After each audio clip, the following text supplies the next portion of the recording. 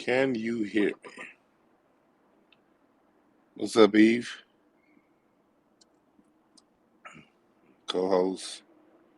Can y'all hear me? Hit the thumbs up if y'all can hear me. Can y'all hit the thumbs up if y'all can hear me? We Or can one hear of you, those? Brother Okay, Dwan. cool. Peace to you. Peace to the room. Cool. What's up, Nikki? What's up, New Black and Quan, everybody else up in here? I'm not going to be here all night. Dr. Short's going to come in for a little bit, too. He's actually on his way to see Stud Condo, as he calls it. But he's going to come in for a little bit and talk. We're talking about neutered black athletes, and we're talking about how they. And I want to hear you guys' opinions. This is going to be more open format because I did a long monologue on it last night on my YouTube channel. Go and check that out. And I've been sort of talking about this theme all week because you guys know I love sports. I love basketball. But as much as I love sports, as much as I love basketball, I've had to take a back seat to basketball. I've had to let basketball go this week. And something I thought I'd never do. I'm not saying this is permanent. I don't know what tomorrow brings. I don't want to speak on tomorrow. But I will speak on I can't support the NBA as it's currently constructed and what's going on. So for those of you who've been under rock and don't know, you've seen a whole lot of Samboing and cooning since Kyrie Irving and since Kyrie Irving has said what he said. Well, I take it back. He didn't say anything. He just posted a damn DVD link. Like, what? Come on now. Well, we've seen the reaction, and we saw initially how the Sambos reacted. Now we're seeing the Sambos back off. Since Minister Louis Farrakhan said what he had to say, the Sambos are backing off, and they're starting to change their tune and act like they've been down the whole time. We got Dr. Short here. I know Dr. Short has to leave pretty soon. So since you hear Dr. Short, I'm setting it up right now, just talking about, how we've seen the coon backing off. Mm-hmm. And how since Farrakhan has spoken, you're starting to see that, a lot of these soft shoe coons, a lot of these athletes, they're starting to, the people, because it's bigger than Farrakhan. Farrakhan was a lightning rod. But we started to see this behavior a couple of days before Farrakhan spoke, and it's really the people backlashing. I'm sure. Talk to us about what you see from the response of the people and how the people hold these people responsible. Okay, well, I just want to say wazi to Sister Nikki and Sister Eve, and to all the wazis and the wabro for warrior brothers and warrior sisters. Wabro, wazi. This is Coon Buster calling you from Ferguson, literally 100 feet from where Michael Brown bled, suffered, and died for a new movement. Amen. Now, getting right down to the Jew attitude and Farrakhan.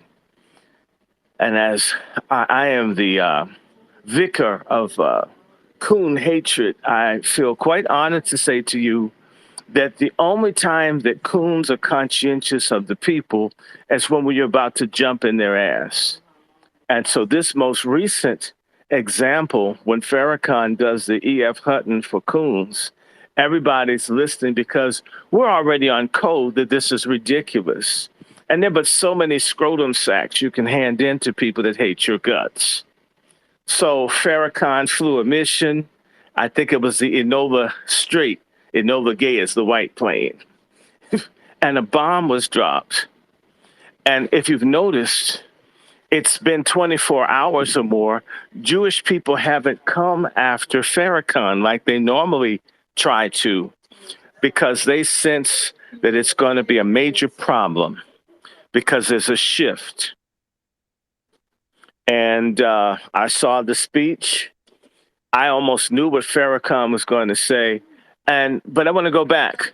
There are a whole bunch of niggas who make excuses as to why they have to betray or suck up or eat crap out of the bowels of people who hate us.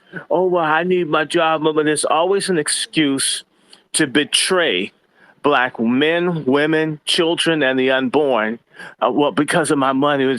And it is beautiful to see that there is a considerable number of our people where that's not an excuse anymore. That you're going to have we're all sacrificing having never been compensated because we've never been really emancipated.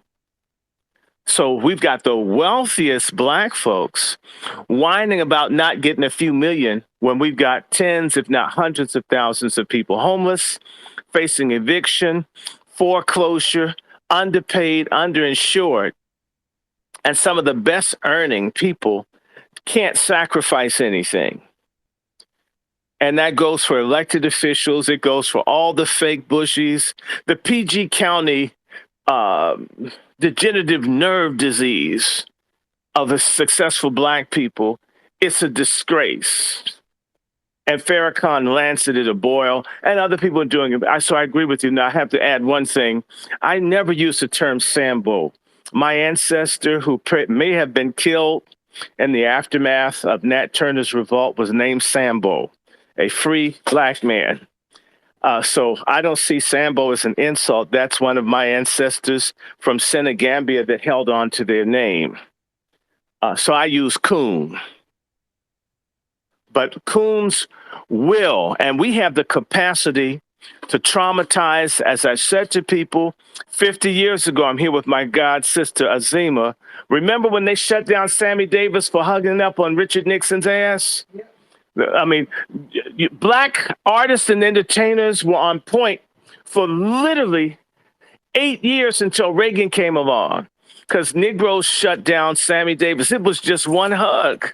Sammy Davis had been involved in civil rights. Sammy Davis had done a lot of stuff for Black people, way more than some of these athletes that we give a pass to. And Sammy Davis did one thing, and they jammed him. Dr. Show, what about all Louis Armstrong did was show his teeth, and Black people weren't feeling pops because he showed his teeth too much. Yeah, he showed his teeth too much, but what most people ignore about Louis Armstrong and other people, that Louis Armstrong went off on President Eisenhower in 1957, even with the damn smile. But Louis Armstrong said that Eisenhower should have held Black kids' hands and faced the white mobs in person if he gave a damn. So that's at the height of his career. He went in and he was told to take it back, and he refused. When Louis Armstrong was put in a situation, he said it, they asked him, he said it, and wouldn't back down. Told this man, I don't care. And Louis Armstrong earned far less money than these athletes get. And the same can be said for the old school Black artists who made far less money than these athletes do, and these entertainers and Black politicians. And they didn't mind losing something over, basically because they can't eat but so much shit. It's not a good diet anyway.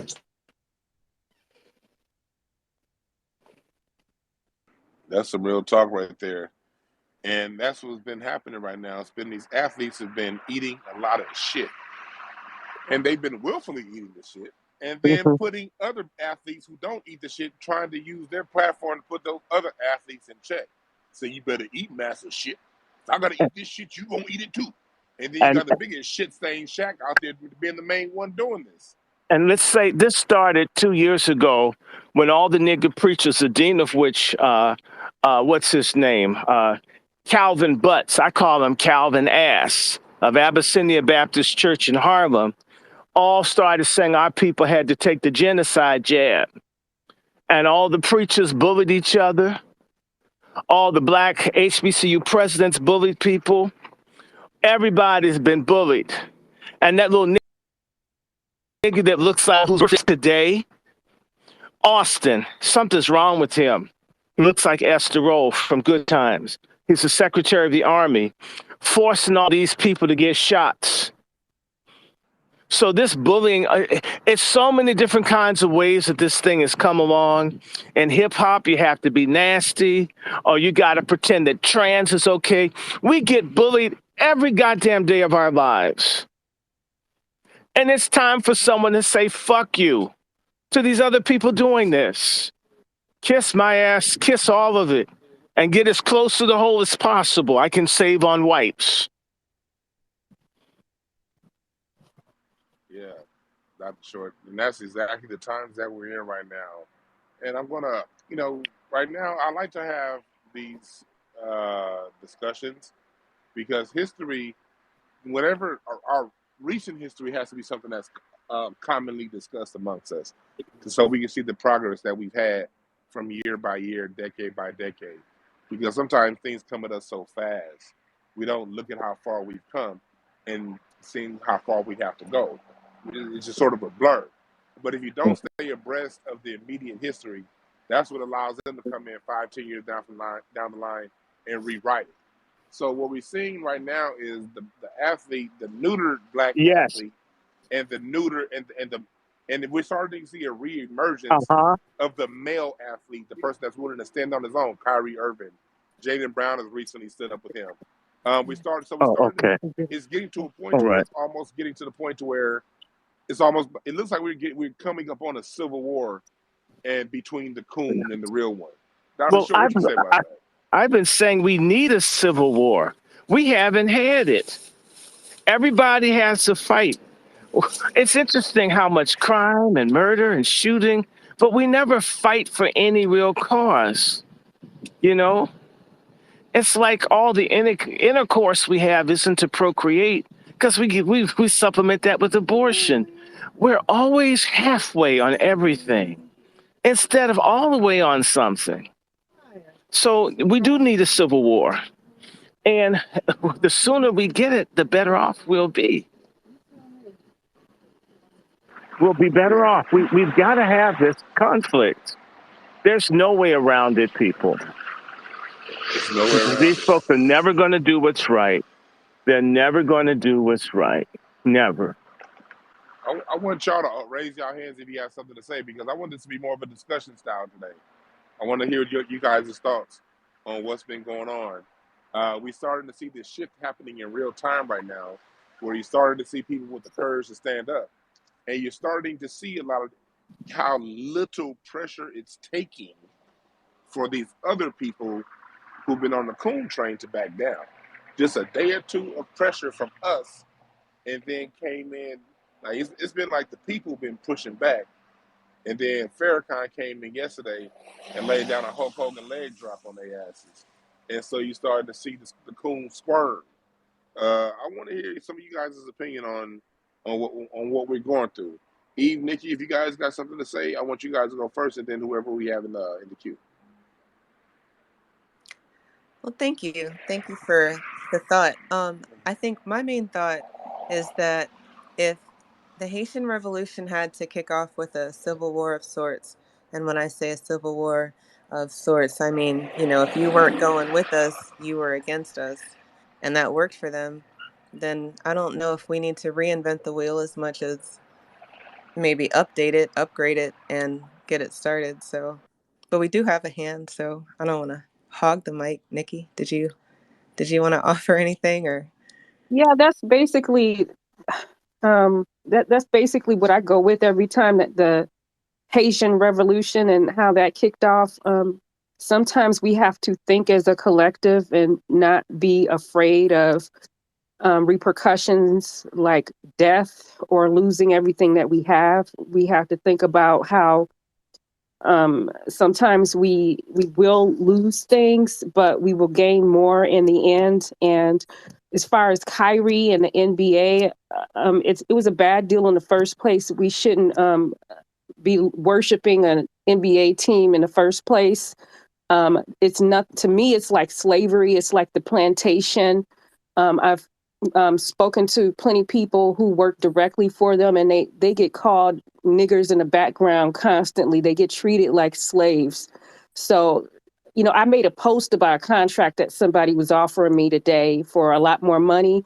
And we need to understand that all money isn't good money, and we shouldn't accept it if we're going to lose the basis of who we are. And, I just say fight back against cooning and just be who you are. And that's about it. Let's real talk. I'm gonna get to the perks of the hand in 1 second. I just want to say one little thing that I'm gonna get to the hand. I'm glad you brought that up about it being like the plantation, because as far as the NBA goes, I've been completely wrapped in that environment from every level of what goes on over there, and it really is like that. It's funny because it took me to get to that point to see what it's like on the inside for me to start backing off, because it reminds you of the plantation. When you're dealing with summer transition and draft, they have to go to these indoctrination courses that basically tell them during summer transition. It basically tells them, don't trust your friends, don't trust your family. Listen to your white coach, listen to your white financial advisors, and you'll be fine. And then when you go and see these guys doing the workouts, it's basically those summer workouts are brutal. We're talking 3 to 4 workouts a day. We're talking about 8 to 12 hours a day of physical activity. And that's what it takes for you to become a bench warmer in the NBA. If you're only putting in about 8 hours a day in the offseason of physical work, you're probably going to ride the bench or you may not make it. If you want to excel and be a star, you're putting in 10 to 12 hours a day of physical labor. And this very violent physical labor in a lot of ways. When you see what goes on in the practices, and you see all these white men just standing around there with their arms folded, judging these black athletes put in all this manual labor. And contrary to popular opinion, most players are only going to get enough money to last them a couple of years. The way contracts are set up, yes, it's millions of dollars, but taxes are taken out and you pay it on the 1st and 15th like you would any other job. So they don't give you any kind of lump sum of money for you to do anything with. And also, when you enter into it, usually that summer between you being drafted in your rookie season, you're racking up all kinds of bills. And so you're getting an advance on your summer workouts. Most of the time, And you know what, Brother Dwan? Well, let me finish this part. Okay. Let me finish this part. You're getting what's happening is you're getting charged all of these bills up front because you got to move to LA. That's where all the agents live. Either in LA, some live in Chicago, some live in New York, but mostly LA. And so you're going to enter your rookie season $100,000 to $500,000 in debt, guaranteed, if you don't have your own money to put up for these things. So you work in your rookie year just to pay off some of your debt, because in my year, you're only getting paid on the 1st and 15th. And most players aren't getting paid millions. The way the contract's set up, only 10% of the players, 5 to 10% are going to get those super max contracts. Everyone else, you're going to have like another 20% that get mid-level. The other 60% of the players are only going to get a couple $1 million, and they'll be done by the age of 24. That money be spent by the time they're 27. And so this is the environment we're pushing our children into, when at the same time, if you give a child any kind of goal, any kind of vision, and they dedicate that amount of time, 8 to 12 hours a day to it, they're going to be wealthy no matter what it is. Sports is this thing, it's this fleeting fantasy that I don't think we as a people understand what it is. Go ahead, Dr. Short, then I'm getting that Turner. It's corruption within the corruption. Now let's talk about the Sunshine Girls. These are the white girls that they set up to screw the black athletes, any of them that have promise. They also don't really learn anything academically. So if they have a college degree, it's no good, like basket weaving or procrastination. You have a PhD in lying, but you don't have anything. Usually it's history or well, it's not even history because you have to read. I'm a history teacher. The worst people are athletes who feel like they don't have to read. Mr. Short, I'm a football major. I play football. Football. They don't put the T in there. Football. And all these people that went to football, they had problems reading. And so, but Dr. Short, they got hit in the head a couple times. That T enunciation might just be because of concussed situations. No, they say football because they come from places like what DeJuan's saying, where they worship sports. We've got another issue within an issue, and that is if you have huge numbers of black people who feel inferior, that need to have $100 bills in their shoes and need to wear designer stuff and snort cocaine with gold leaf in it to feel like they're somebody. This sports or music, everyone has to be a rapper to be celebrated because people have an imploded ego, a self-defeating, suicidal, deprecative appreciation for themselves. where the only way you can be someone, and this is a problem for us as a people, is you have to be the biggest, the baddest. You have to have the biggest behind, the biggest boobs, the biggest car, the biggest rims, the biggest grills, the biggest lashes. All of this because I'm black and I'm nothing. And so if you go into the world thinking that you have no value and you have to do all of these superlative things when they're plumbers and electricians and carpenters and all kinds of people who may not achieve the $1 million a year, but over time with their own business or with their own skill end up better off than those who got that rush of big bucks for a couple of years in pro sports. I'm the brother of a deceased, broken person with an opportunity to be in pro sports, and it didn't work out. And it's devastating to people. But I want to go back and say that even those that make the money, there are folks there to push the drugs, the steroids, the white women, people doing everything from stealing people's condoms and inserting them, trying to get pregnant so they have these guys on the hook. And some, so it's a completely exploitative process from beginning to end, and a lot of these managers who steal everything are Jews. Real talk. Nat Turner, I know you had your hand up. Go ahead. I think it's Nat Turner. Is it Nat Turner? Yeah, Nat Turner's Nat Revenge. Turner's Revenge. But Yes, yes. I ain't got no problem with waiting. Dr. Short always hits the nail on the head. No, but the So people that run the management are Jews. They are. Is he? Yeah. I don't know. You the Matrix, Dr. Short? Yeah, I think. Go ahead, Nat Turner. I think that. Go ahead, Nat Turner. yeah, so I ain't got no problem waiting. He always hits the nail on the head. I always gotta get some knowledge from Dr. Short. But I just wanted to state to your topic: have the coons retreated since the Honorable Minister Farrakhan's speech? Absolutely.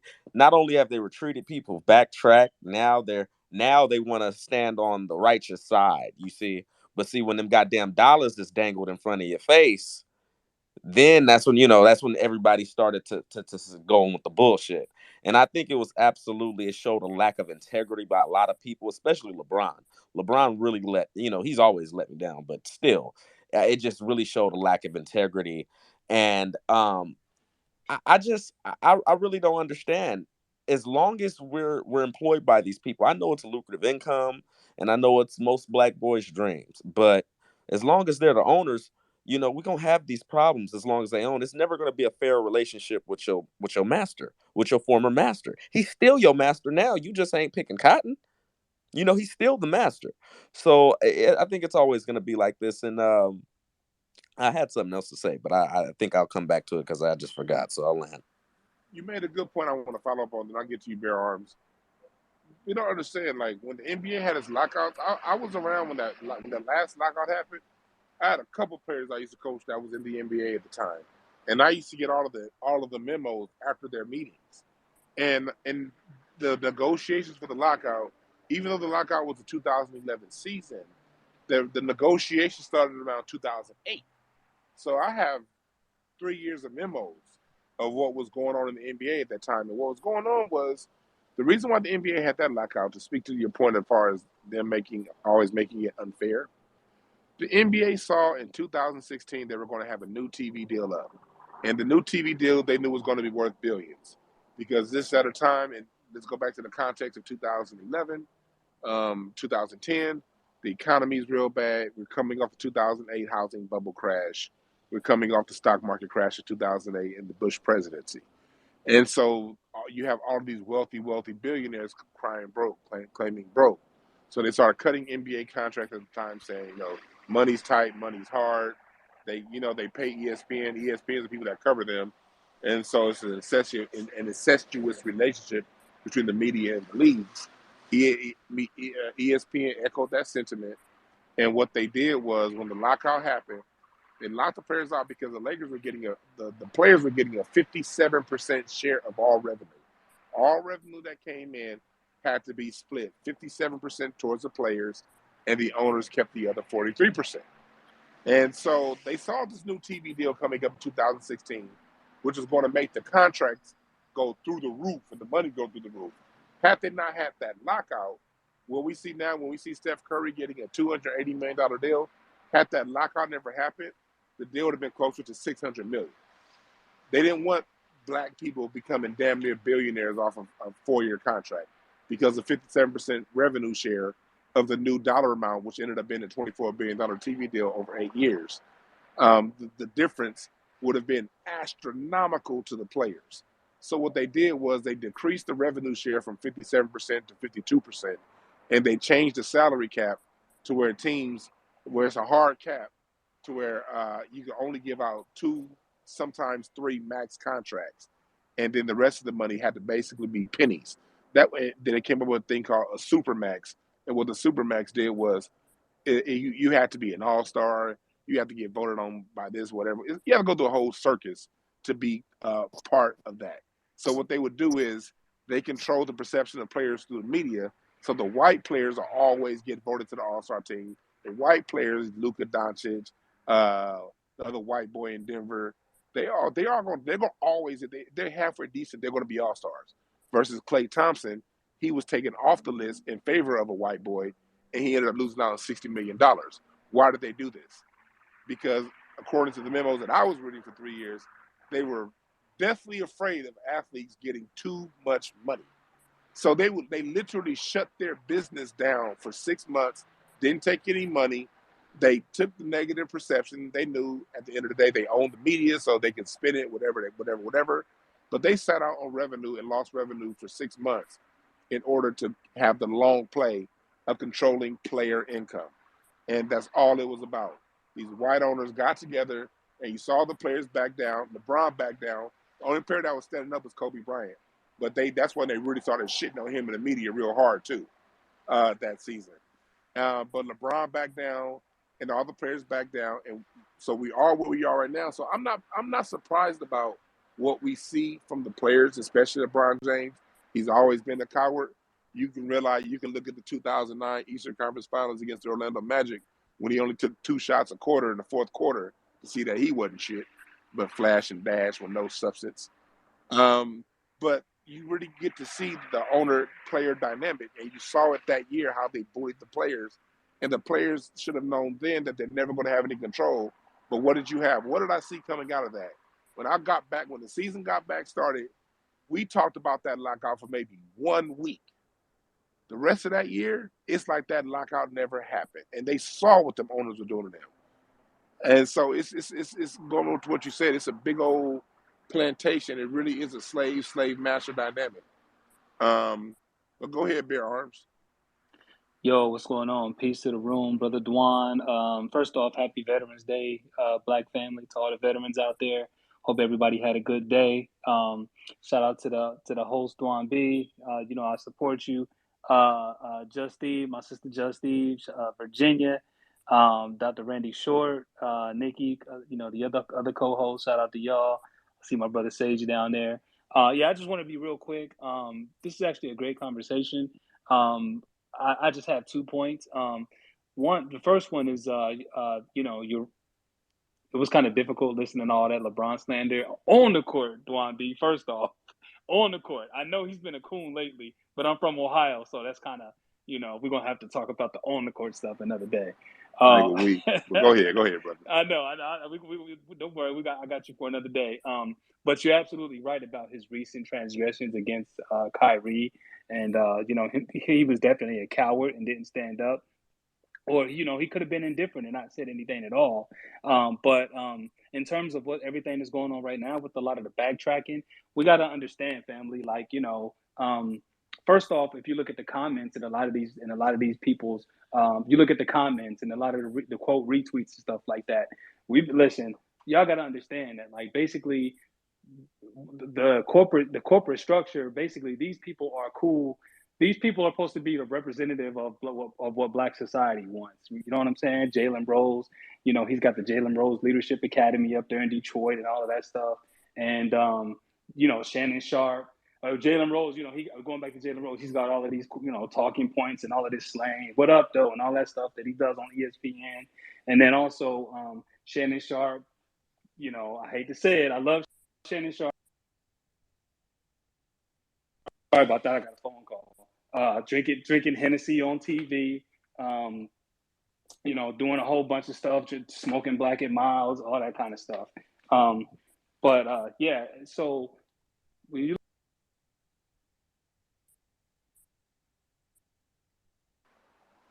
Sound like we're losing you.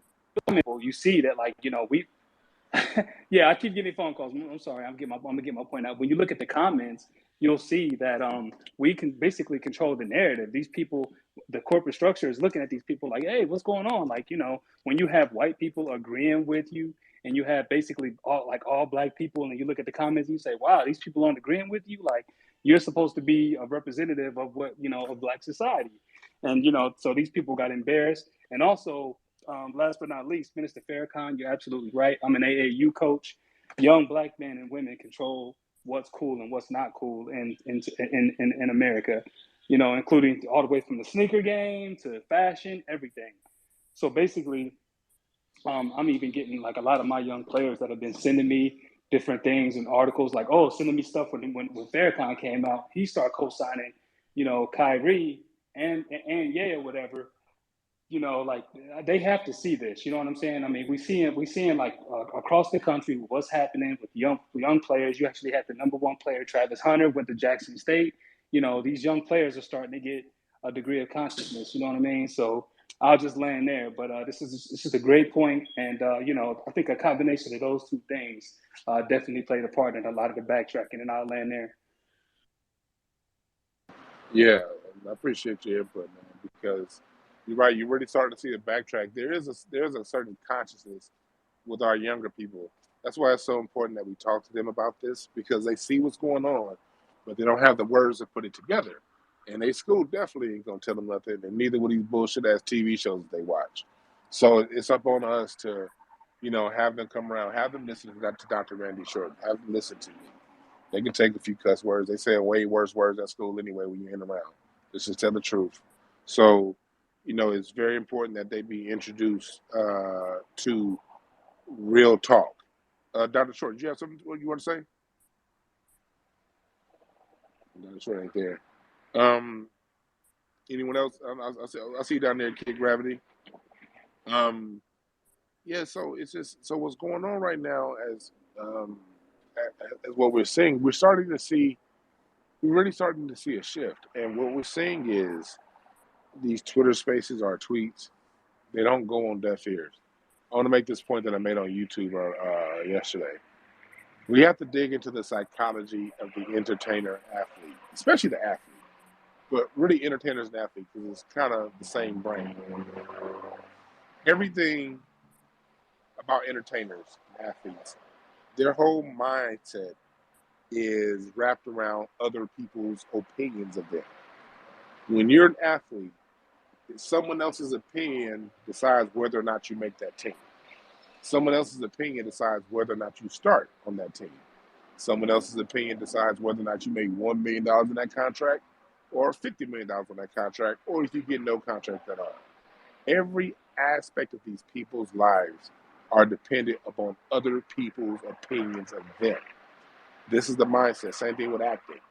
Whether or not you join that agency or get that role is all dependent on someone else's opinion. Now, you do have your exceptions where you have grounded people who were raised by two parents that really grounded them in who they were before they got to this. Those do exist, but the majority of the times they don't. And like Bear Arms talked about, he coached AU, I coached AU too back in the day. It's been a while, but it's almost like these college coaches seek out and prefer boys who don't have a father around. Usually because they want the coach to be the dad. They love that. That kid to get more praise, because when dad's around, dad's gonna know which questions to ask. Well, not all dads. Some of you dads be trying to live vicariously through your son. You wasn't shit. Your kid is halfway good. You living through them. Calm down if that's you.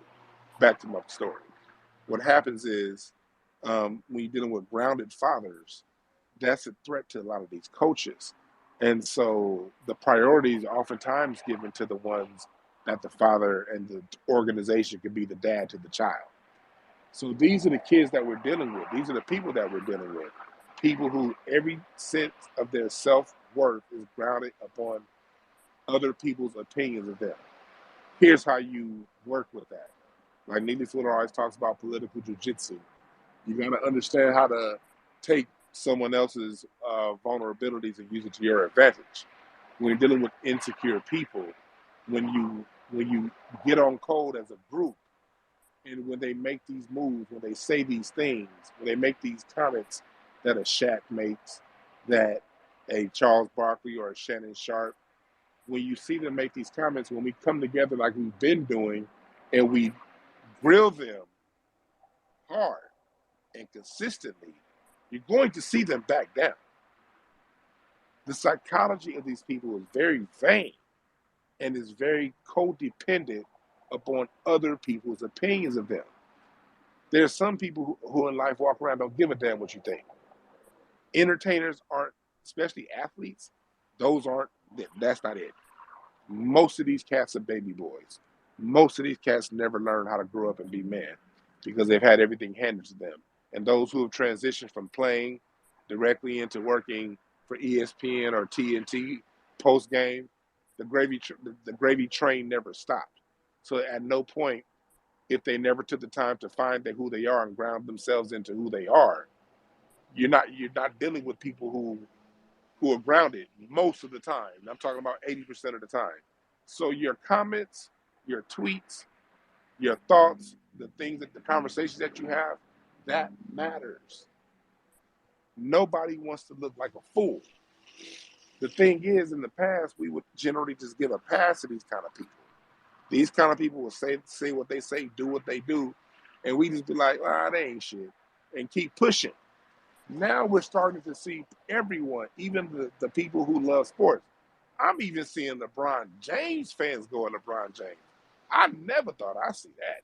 Where these bronsexual niggas be getting down. Oh my God, this is something I never thought I'd see in my life. These motherfuckers are going around.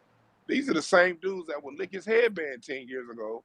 They going around going at LeBron James. I never thought I'd see this.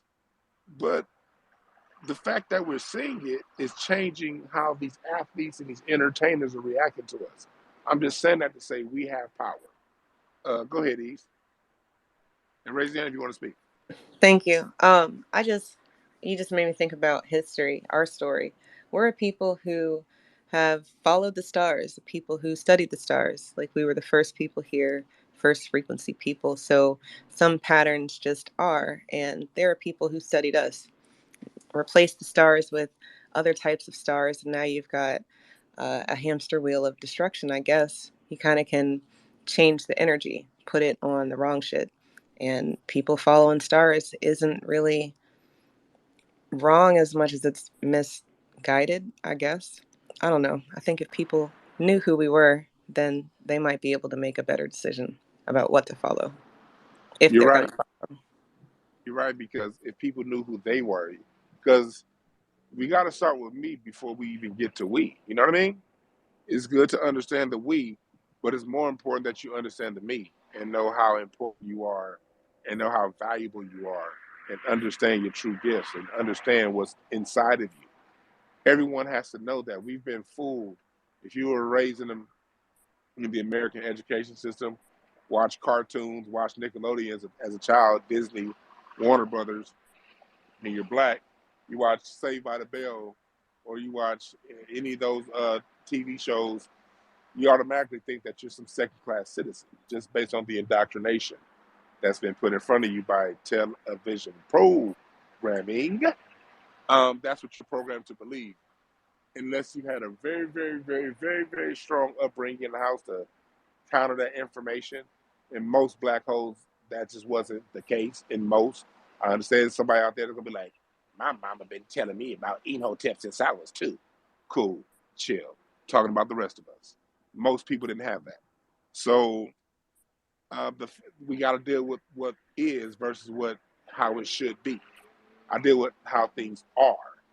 So since we understand that's the underlying mindset of black people, we should understand that this is what we're gonna see when it comes to dealing with these athletes and what we're talking about. So make sure that you guys know without a shadow of a doubt, when we come together and say what we've been saying, you're dealing with these athletes who have been told that they're better than you. since they were 14, when they were identified as blue chip prospects at the age of 13, 14, 15. They've been pulled apart, segregated, sent off to Catholic schools or private schools where they weren't forceful or they weren't educated. They were allowed to just be, and they were sent off to college. They were told to major in history or a foreign language, and they were given a schedule. Even if they wanted to major in something else, they wouldn't have been allowed to. These are people with no sense of self 80% of the time. When you come together and say what we say, I know it's like a broken record, it matters. It works. Go ahead, Nat Turner.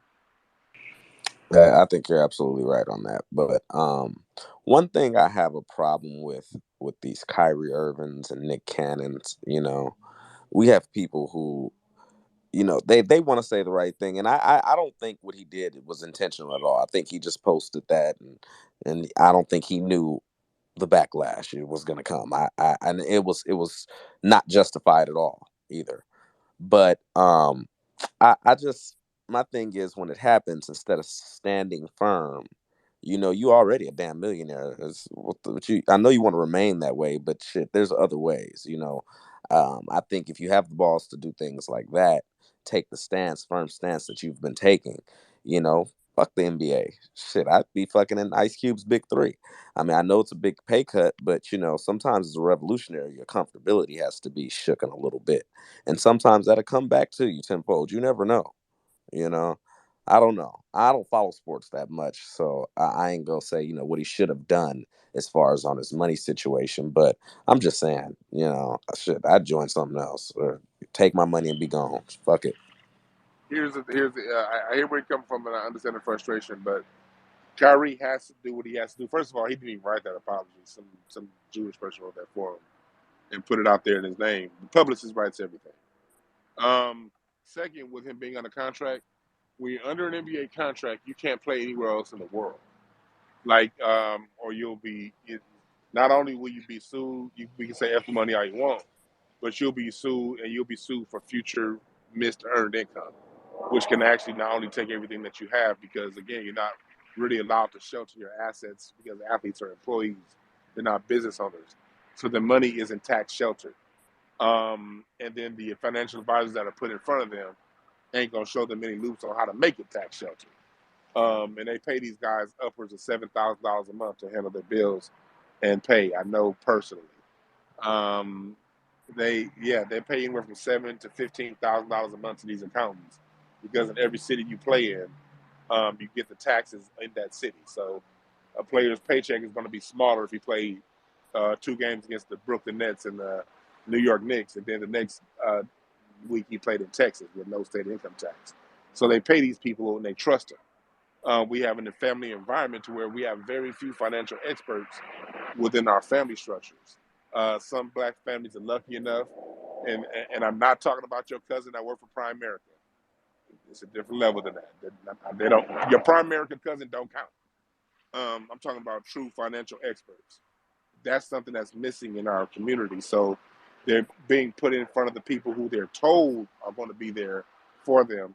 So that they have that working against them, and if they leave out their contract, they'll get a breach, and they'll get sued for future earnings. So not only will they not make the money that they made, they'll have to pay back money that they did make. So what do you think the best solution in his? Well, I mean, the best solution was what his solution would be for himself. There is none, because white supremacy hasn't been defeated yet, so we don't know what it takes to defeat white supremacy. But what it does take is a constant effort, and if people stand wherever someone stands, that's where they're supposed to be standing. No one person is going to get us over the hump. It's going to take every individual standing wherever they stand. Some people's stance is going to be on a level 1. Some people's stance is going to be on a level 10. And sometimes in war, you got to fall back and retreat in order to look at the bigger picture. So sometimes if your publicist is telling you, I'm going to write this apology, you got to sign it, sometimes that's a good strategy. Because at the end of the day, it's a long-term war. There are going to be battles. Some battles are going to be wins. Some are going to be losses. Some are going to be draws. But in every war, people have to fall back at some point to regroup. That's just not realistic to think it's gonna go over the hump. Kyrie stood where he stood. What happened to him was wrong. There's no way he could have predicted that was going to happen. It was ridiculous out of left field. So he stood on his ground. He sent this little bullshit apology that his publicist wrote. And if you saw his video that he had the other day, he's 2 days ago on Instagram Live, he's still standing strong. So this is a team effort. No one person is going to do it all. Wherever that person decides to stand, we have to acknowledge their stance and take up the fight. And then if everyone takes a stand somewhere, that's how it's going to work. But we're not going to go anywhere criticizing where other people took their stance. They have to take it wherever they take it and then do what they got to do after that, because they ain't going to win a war for us anyway. These are just people with a bigger profile. They ain't got shit on the collective of us. We got to focus on our collective. Damn these individuals. If they only want to carry the football a half inch, thank you for that half inch. Let's keep pushing. Go ahead. It was on moderators. You know who was next. We have some people that's requested. I think Dawood and Leon. Leon and then Dawood. Okay. We're going to go Leon, then Dawood. What's up, Leon? What's going on, man? Just been following you, and I see you put up a space again, man. So I definitely want to get in here, and you have a great topic. Yeah. What I've been noticing, a lot of the naysayers since the minister came out with the his video, man, they all quiet. Which is good. They need to quiet. They need to shut up, because there was not one thing that the minister said it was not the truth. And also, let's shout out to the brother from the video, because he put out 2 press reports standing 10 toes down and challenged the ADL and any other rabbis to talk about his movie to see if there was anything that he said was wrong. Nobody stepped up to the plate to say anything yet. And not only that, made the brother video make some more money that he ain't even had in almost last month. I think it's actually almost ranking as one of the top videos downloaded or rented on Amazon Prime. So shout outs to him on that. And also shout out to all our veterans today. You know, I was just posted a couple things about that too, and gotta hold on dear, all the ones that passed and everything like that. So shout out to you for having your space. I'll land. Thank you. Yes, sir. Yes, sir. Go ahead, Dr. Short. Then I'm going to get to Dawood. Go ahead, Dr. Short. You got your hand up. Hey, shalom, brother. You want Dr. Short or Dawood? One Dr. Short, but I don't think he's there. So go ahead, Dawood. All right, shalom, everyone. I appreciate having the opportunity to speak. I appreciate the last brother commenting. I'm a veteran. I don't need anybody's praise, but thank you. There's people out there who really, sacrifice, put their life on the line. They're not here anymore. I want to be the one to represent their voices. Brother, I heard what you were saying. Money is man, it's just the power of money. You making 7 racks a month. Okay, what does that add up to after 7 months? That's almost 50 grand. I mean, that's down payments on houses, vacation homes, traveling around, doing all types of stuff. Money is we all have to deal with it individually. And I believe that Minister Farrakhan's speech, because I did listen to it in its entirety today. And I'm so proud that we have him as a beacon of light, on the hill. He's helped so many. He's helped me indirectly. I was raised Muslim, and my father made sure that he gave me the honorable Minister Farrakhan. He let me know about him. He let me know about the honorable Elijah Muhammad. I come from the Sunni Muslim faith, but I'm not holy rolling. I ain't bringing religion into this. But the minister did talk about money, and I'm feeling that. Money it may not be a factor in what we have to do for our future. It may just not even matter. And thank you for giving me the opportunity. That's all I would like to say for now. And shalom to everyone. I hope you're enjoying your Friday. Thank God it's Friday. If you got the weekend off, if you got to work tomorrow, get that money. And it's just all going to matter so you can take care of your family, your loved ones, and things you want to do. But yeah, I brother, I think money, yeah, it's a factor. You can pay mortgages, rent, or leases. You can be all types of places, have leases on cars, be looking like all this and that. But at the end of the day, I think the minister was right. We may have to start looking at something else other than this Yeah, current he was right system. about that. Yeah. I want to break that part down, man. Thanks, brother. Brother To Dwan. Pastor's comments. I'm gonna say one thing real quick, Dr. Short. But no, go ahead, Dr. Short. Go ahead. I'll come after you. Okay, Go ahead. no, the things it jammed. I could not respond earlier. You know how that is. Now, I just want to say something about this damn ADL. Okay, I may be the only person in this room who has been put on the list as an anti-Semite by the ADL. I am an alumni of 10 years of being a registered anti-Semite according to the ADL. What I said was that the judiciary in Florida was corrupt. And Mr. Abraham Foxman decided that I was an anti-Semite, and I was put on the list of anti-Semites alongside David Duke. Are you understanding what I just said to y'all? How do I rank with David Duke? The ADL is an organization that was created to prevent people from criticizing Jewish criminals for the crimes that they commit. That is a fact. That is why it was created.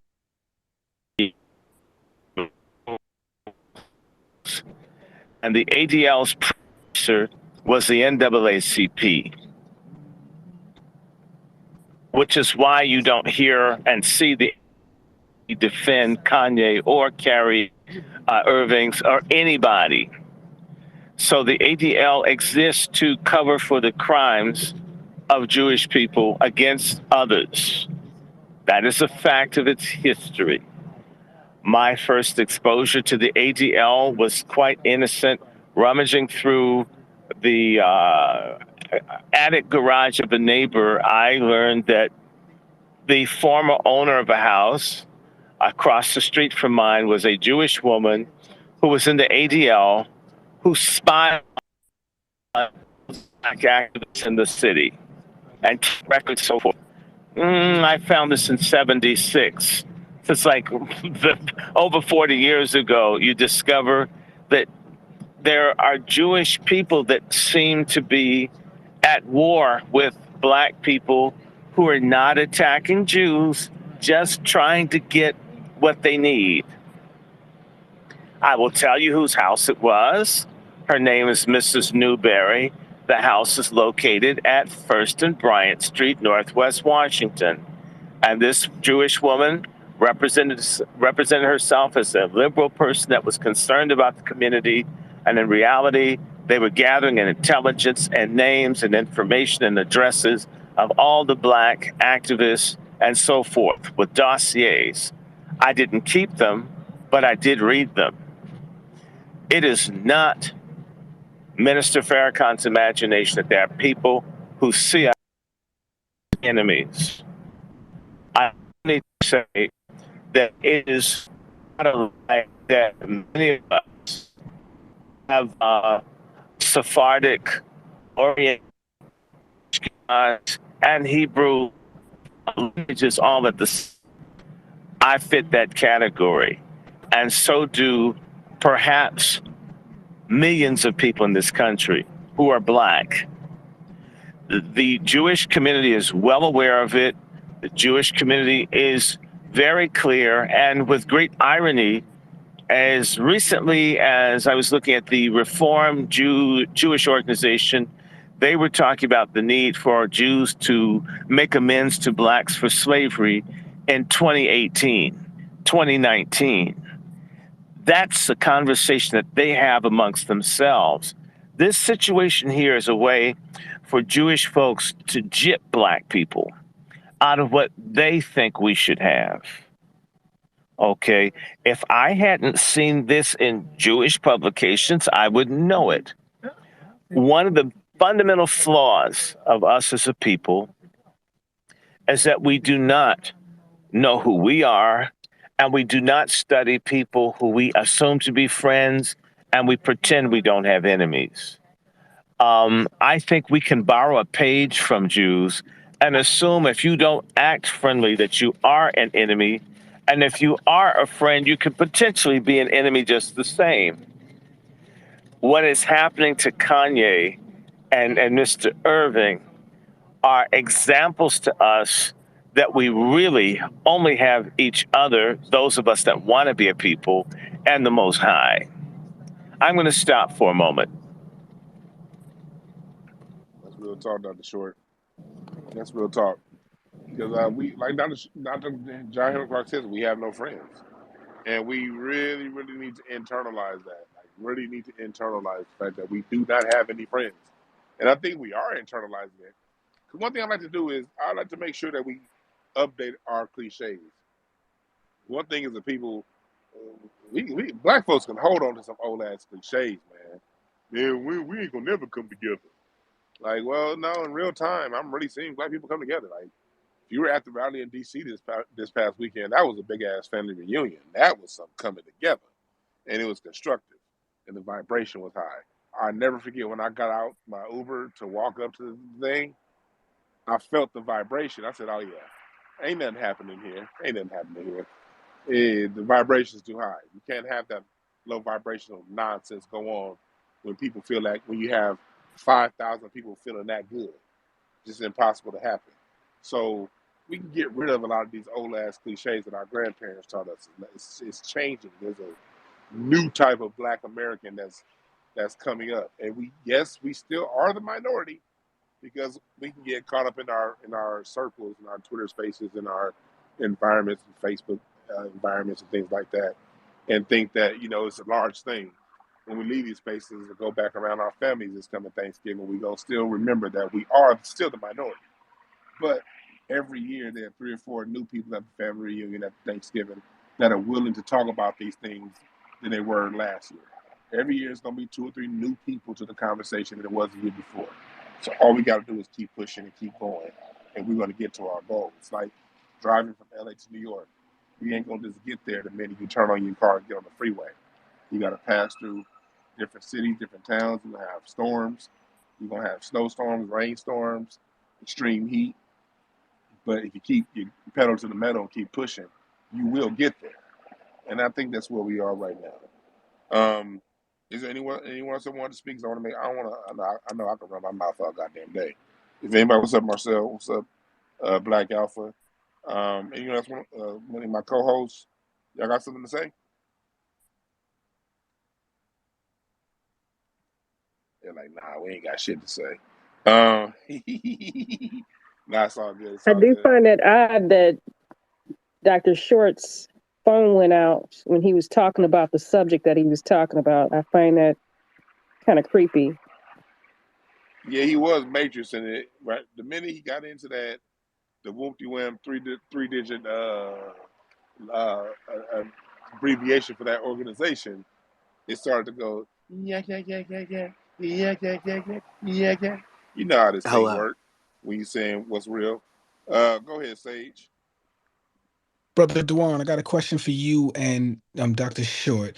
Shout out to Nikki, shout out to Just Eve. And I'm sorry to change the topic of the room. I just wanted to get your opinion on this. They're saying that they're releasing Mutulu Shakur after 35 years of incarceration because Praise God. supposedly he has 6 months to live now.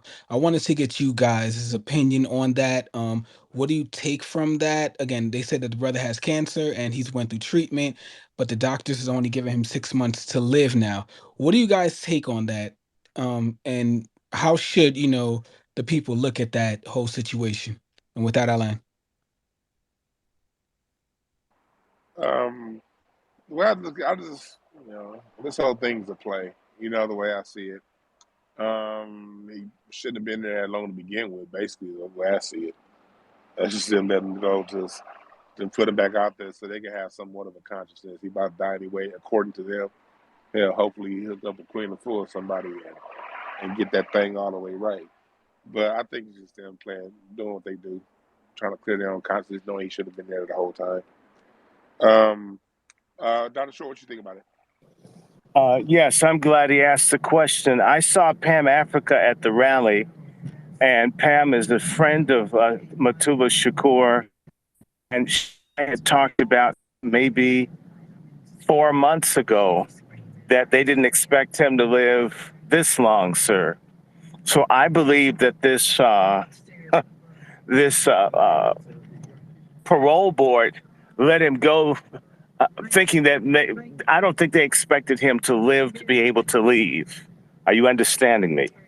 So it's disingenuous. But here's the real issue. It's not the parole board. I want to give you my personal story why this has really made me angry. We have hundreds, if not thousands, of Black political prisoners and exiles, like Assata Shakur. And nobody deals with this. A lot of folk who voted for Obama fail to remember that Obama doubled the bounty on Assata Shakur's head with the blessing of Al Sharpton. Okay. Not only that, we have other people that are in jail. Can y'all hear me? My phone just rang. I apologize.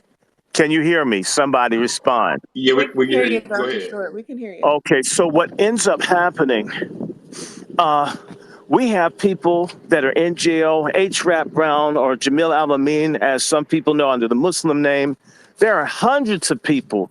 Black political prisoners are ignored. They've served more time than Nelson Mandela.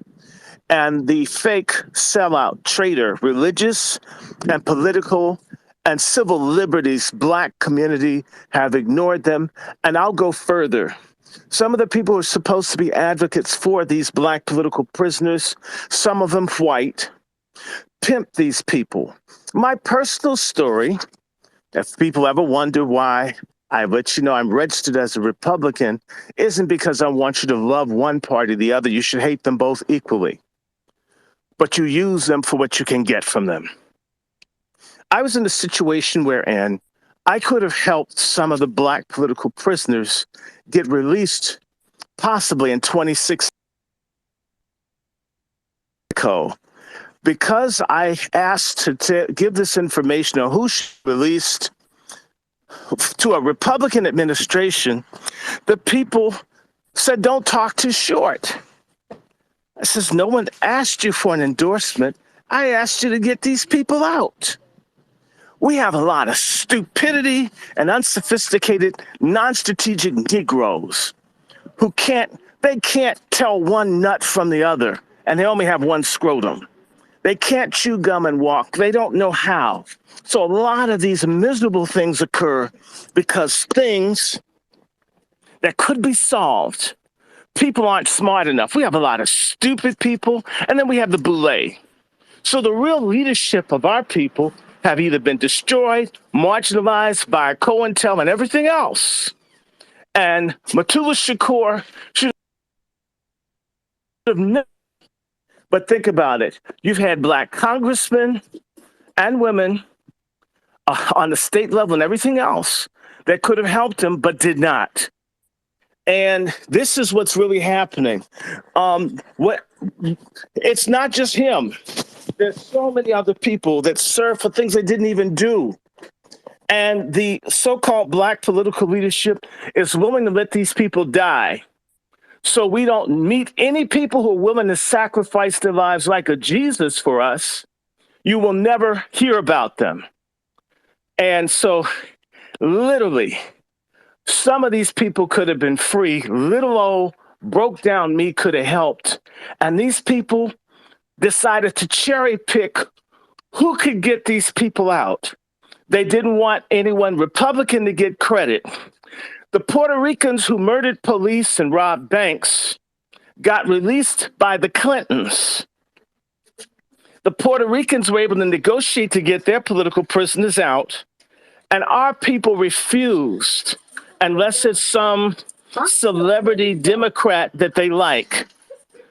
It's the same way that the Congressional Black Caucus, some form of reparative justice was the Platinum Plan.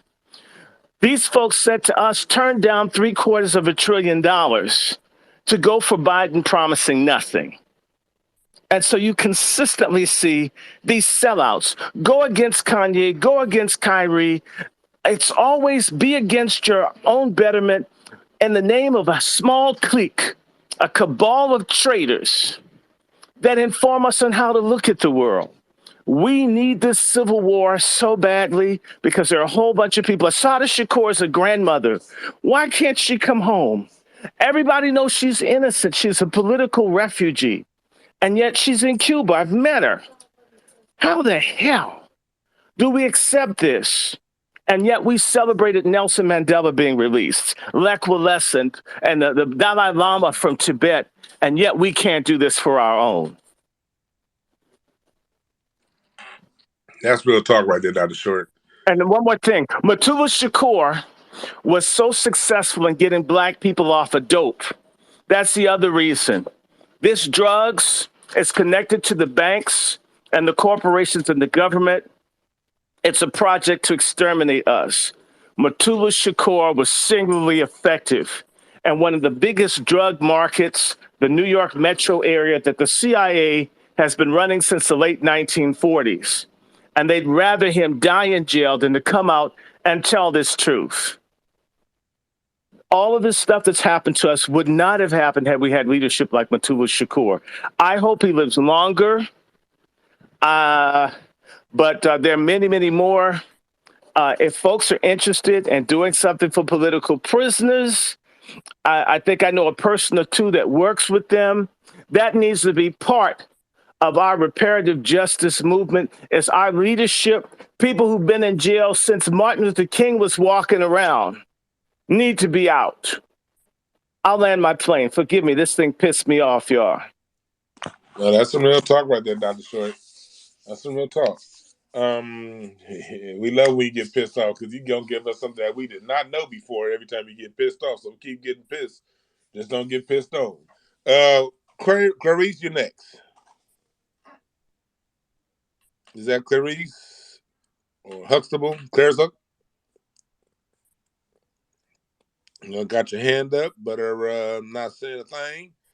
So we will move on to the next speaker. Nat Turner, you're back. Oh, yeah. No, I just wanted to say, I didn't want to sound out of place or done with that comment, but, it just speaks to the frustration of what's going on right now and how these people treat us. You know what I mean? I'm really aware of these contracts that you were speaking of, and I know you're right on that. Like, I'm just sitting here taking a quick Google search on the amount of money that these people are signing for, so I already know if anything happens that they'll be these Jews got them from every angle. And you made that very clear. So that statement was out of frustration. It's just a frustrating thing to see. And it's going to be a continuous cycle. Sadly, our people doesn't seem like sports and church is something that they married to. And I think we'll leave the church faster than we'll leave their sports arena. You're right about that there. And I'm glad you came back up there, because it's not that. Like, I want to say this, and I want to make sure to make this very clear with anyone who listens to me. I understand that as people, if you're in a room like this, if we're having this kind of conversation, it's because you're frustrated. It's because you want things to be better. There's no one in this room, there's no one interested in this topic that wants things to stay the same. And in wanting things to stay the same, people are going to have differing ideas on how to make things change. And I get it, because it's all born out of a love. It's not come from hate. It comes from a place of love, a place of love for who we are and a desire for where we want us to be. So any sort of differences of opinion most of the time is based in that. And we have to understand that when we're talking to each other. And I definitely understand that, and I appreciate what you were saying. Because, it is frustrating to see a group of people. Our athletes are out there in front. We like who they are. We love what they do. We want to see them be their best.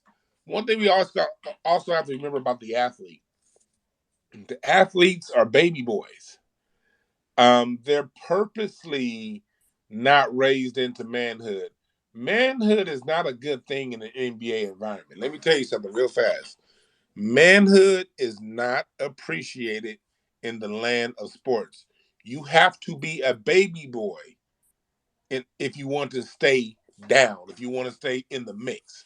Because when you go to a gym, when we go to the Drew League, whatever, you're going to see a whole bunch of grown men in their 50s with gray beards wearing basketball shorts and sandals, looking like old ass toddlers. You're gonna see that.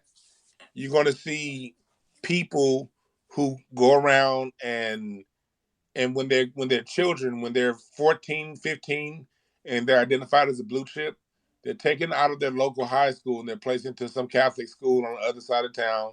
That's a really highly rated school, so they have the illusion of getting an education and not understanding that they're being placed in teachers who are just going to let them get by. That's why they're in that school. And they're told they're better than everyone else. They're told that they're exceptional, that your exceptional talent makes you better than everyone else around you. But now listen to your coach, listen to me. Here's video. The day in the life of an athlete is usually they wake up in high school 5 in the morning, and they get 2 or 3 hours of work in before school. They got to be in the gym by 5:36. You get enough shots. School starts at 8, but you get enough shots. You're doing some footwork drills. Uh, get to class, go to class, act like you learned something. After school, you're in basketball practice, and then you get maybe an hour or two to work on some of your homework assignments after basketball practice or before basketball practice. And if you want to be a starter, if you want to make it to college, basketball practice is over at 6 o'clock. You're going to stay in the gym, maybe putting up shots again until 7 or 8. And this is the schedule of a 15-year-old. Okay, so we're not dealing with people who've learned to. They don't even have time to understand the cares of the world. They don't have time to understand anything outside of basketball. In order to make college and Division I basketball, one of my close friends has a son right now that he's balling right now for Eastern Carolina University. Little Caleb McCown, 5'7", killing it right now. But that young man's schedule since the ninth grade has been a schedule of 12 hours a day, and that's what it is. And when you get to college, it only gets more. And when you get to the NBA, I mean, you don't even want to get into an NBA player's schedule. So we're not dealing with well-rounded people. We're not dealing with keen business people. We're actually dealing with people who've been purposely separated from any information that can free their minds. And they're pointed into the direction of what their small hat advisors tell them to do. So we must always have that in the back of our mind when we're dealing with athletes. Let me tell you a quick personal story about Kyrie Irving, then I'm going to get to the next person. I remember when Kyrie Irving was a rookie. I was around him. One of my players I coached played for the Cleveland Cavaliers at that time. And I remember when Kyrie was a rookie. Kyrie was handling bags. You know, the dude I was with was a vet, and he dropped his bags, and he was rookie hazing Kyrie. And he was like, "Hey, Rook, pick up my bags." Kyrie looked down at the bags, looked up back at him, and was like, "Man, I'm not going to carry your bags. I'm already carrying the team." And he walked off. Kyrie from day one, he was 19 when he did this, and just his energy, and his father was always around. He's somebody who was raised right, but his father would even tell you, he was raised around them folks. He's somebody that didn't really know anything about his blackness 10 years ago. That young man is truly on the path of knowledge. I can tell you that because I know people who know him personally. I've been around him. He probably won't remember me, but I definitely remember him. But this was somebody, when I met him 10 years ago, black was a crayon in the box. He didn't have no concept of this. This young man has been on the path of knowledge and the journey. And because of that, he's always been a bit of an outcast amongst the NBA circles. They love him because he's the greatest ball handler of all time. Like, nobody can handle a rock better than Kyrie Irving ever. But outside of that, he's a man that's on the journey of self-awareness and self-knowledge. And let me tell you from personal experience, those type individuals do not exist in the NBA. It may be 1 out of 400. But we had somebody with their hand up. Was it a Daoud? You back? Yeah, Dawood came back up. I don't know what happened to Clarice. Go ahead, Dawood. I wanted to say this. Hello, Clarice. You know, like the what is That that? was inappropriate. I'm sorry. Womp womp womp. Go ahead though.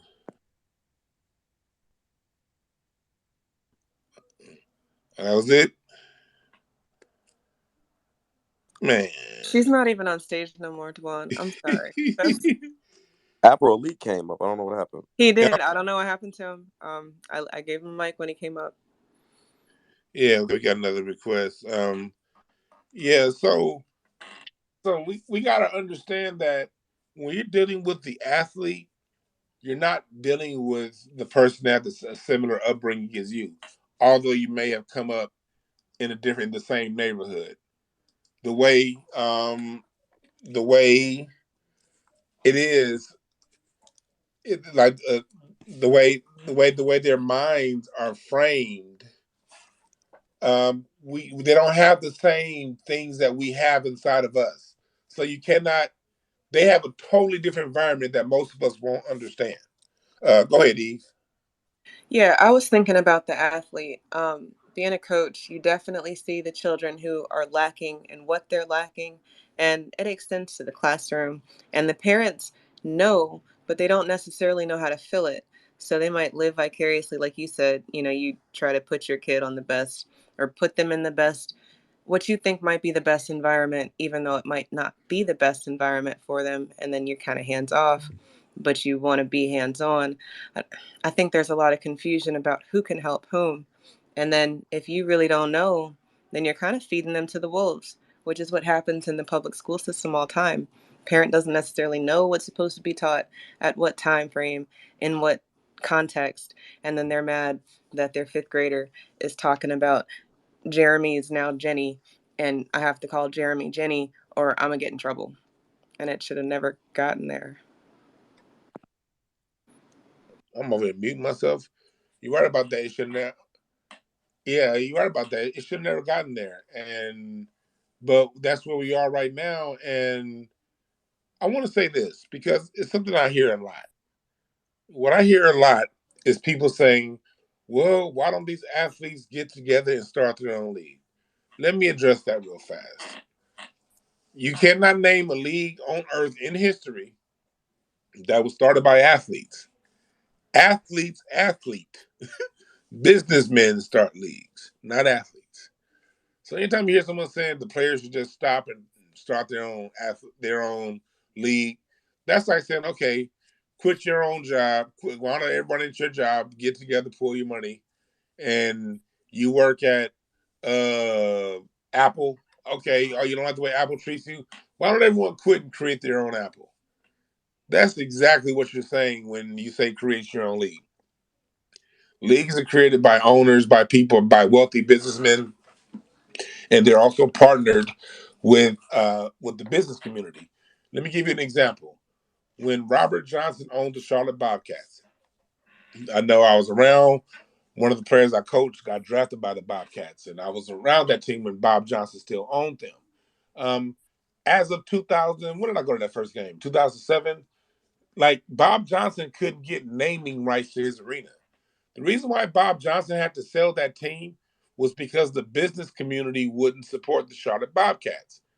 They were comfortable with Michael Jordan because really Michael Jordan don't really own the team. He really doesn't. He owns it in name, but he ain't the one running the program. Bob Johnson, the city of Charlotte, did not like that black man owning that basketball team. Like getting naming rights is something that usually any other team, any other sport, in any other organization, you're in competition for naming rights for a stadium. All those banks in Charlotte, not one place would give him a naming rights deal. The business communities froze the Charlotte Bobcats out. That's why Bob Johnson had to sell the team. Once the team got sold to a more favorable person, the safe Negro who really ain't running nothing but in name, then all of a sudden, Time Warner signed the naming rights deal with them. All of a sudden, all of these things started to go into play. When you look at the road trip, a 1 week road trip for an NBA team, a 3 game road trip that lasts over 7 days, That's between flights, hotel accommodations. That's going to run you about $250,000 for 1 week. $250,000 to $500,000 between flights, hotels for the 15 players plus 6 coaches and 3 scouts. Starting a league is not, NBA players don't make enough money, flat out. So the way I look at it and the way I see it is this. I'm cool with the NBA still running how they run it. The way I'm looking at it is this. Black people, us as a whole, we need to stop emphasizing sports as much. We need to refinance our relationship with sports because we tend not to take sports in a mature fashion. When we consume sports, that shit tends to consume our lives. We're not very responsible with our relationship with sports. Being someone who's been around it at the highest of levels, let me tell you something. It takes too much of your goddamn time. Before we start our own league, we need to get back to raising our kids that 8 to 10 hours a day it takes to make college basketball. We need to be having our kids focused on that in tech, in engineering, in the real physical sciences. Because if you give a black kid that much work in a hardcore science, they're going to make way. I'm going to say this and I'm going to get to the next person. One of my NBA friends, I won't say his name, did a tech event up in the Silicon Valley. And when he came back, he said, you know what, Dwan? I was by far the poorest person in that room. That player made over $100 million in NBA contracts. And he said I was by far the poorest person in our room. If we just get back to focusing on things other than sports, get back to focusing on the sciences, on developing the land, on developing our brains the way we did between 1850 and 1950, we ain't going to, sports to be a pittance of pay relative to what we can earn if we put our kids 6 to 10 hours a day dedicated towards learning some of the hardcore sciences. Damn sports. But I know we had, I think it was Moon that was next. Yeah, if we could go Moon, Rise, then T-Way, and then back to Dawood if you'd like. Oh, yeah. Hello, everybody. I just want to say that you're right. Between 1850 and 1950, I think that foundational Black Americans, we had the most inventions. We were the most creative because we had to be. And I really believe that the integration of sports, when we lost our own baseball teams, when white folks gave Black folks a seat at the table, that we kind of lost our way. Instead of pushing mathematics and sciences on our children, now everybody want to be a football player, a basketball player, a rapper, jobs, things that are really unattainable to regular people. And when I was a kid growing up, we had science club, we had math clubs, we had Black teachers, because I'm from Kansas City, Missouri, by the way. And back in the day, when I went to Lincoln was it was an excellent Black school. It was the school that all Black kids try to get into because it was top notch. And then ever since they forced desegregating the schools, you have a lot of Black kids being pushed out of the school, and you have a lot of white kids and Hispanic kids getting switched out and put in our place, and we're getting pushed out. When I was a kid growing up, sciences was a really big deal. That's probably why I got into science when I was young, and I just took off with it. And we can be very successful. We don't all have to be in sports. And I'm gonna say this too. I went to when I started working as a nurse, I met this nurse named Carol, and she looked like me. She had dark skin like me, but just talking to her, I could tell that she was not raised in the hood FBA family like me. Come to find out, she was adopted into a white family. And to make a long story short, every time, because she was in administration, every time I was turning around, a Black CNA or a Black nurse was getting fired, and it was her. She was an Asian.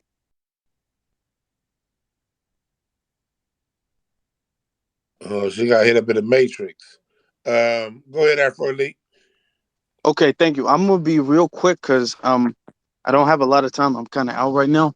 But I want to say, first off, shout out to you and the co-host for having this space because I was just talking about the same exact thing on YouTube. But I want to address, if this hasn't been addressed, this.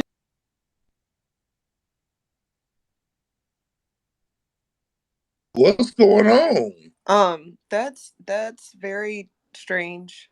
Um, Let me invite him back to speak because he is got kicked out he as in a the speaker. room? Oh, okay, he is still in He's the room. still in the room. I don't know I'm Afro, what just the hell. thinking of mine. how you just start talking and then you're gone. This shit went. I did it. I did it. I just sent you another invite to come back and speak. Same thing happened to Moon. Um, maybe Yeah, this Moon. Yeah, when she hot was speaking, she just got kicked about this motherfucker. all I don't. together. I don't know what's going on. Well, did you want to go to T-Way? Or you want to wait for Afro to pick the Oh, mic up? Afro's back. Go ahead, Afro. Yeah, can you guys hear me? Yeah, we hear you. Okay, I'm gonna be real short then, because I guess the space was tripping or something like that. But I addressed the fact that this was the problem when it comes to people condoning when they have bucks like Shannon Sharp, Shaquille O'Neal, Stephen A. Smith. When you have people who condone the punishment from the dominant society on other black people, then the dominant society always greenlights black people. This is oh my God, hold on, oh okay. No, you would stop. I'm sorry, my phone is blowing up right now. But this is the same thing that happened with Joe Biden in the 94 crime bill.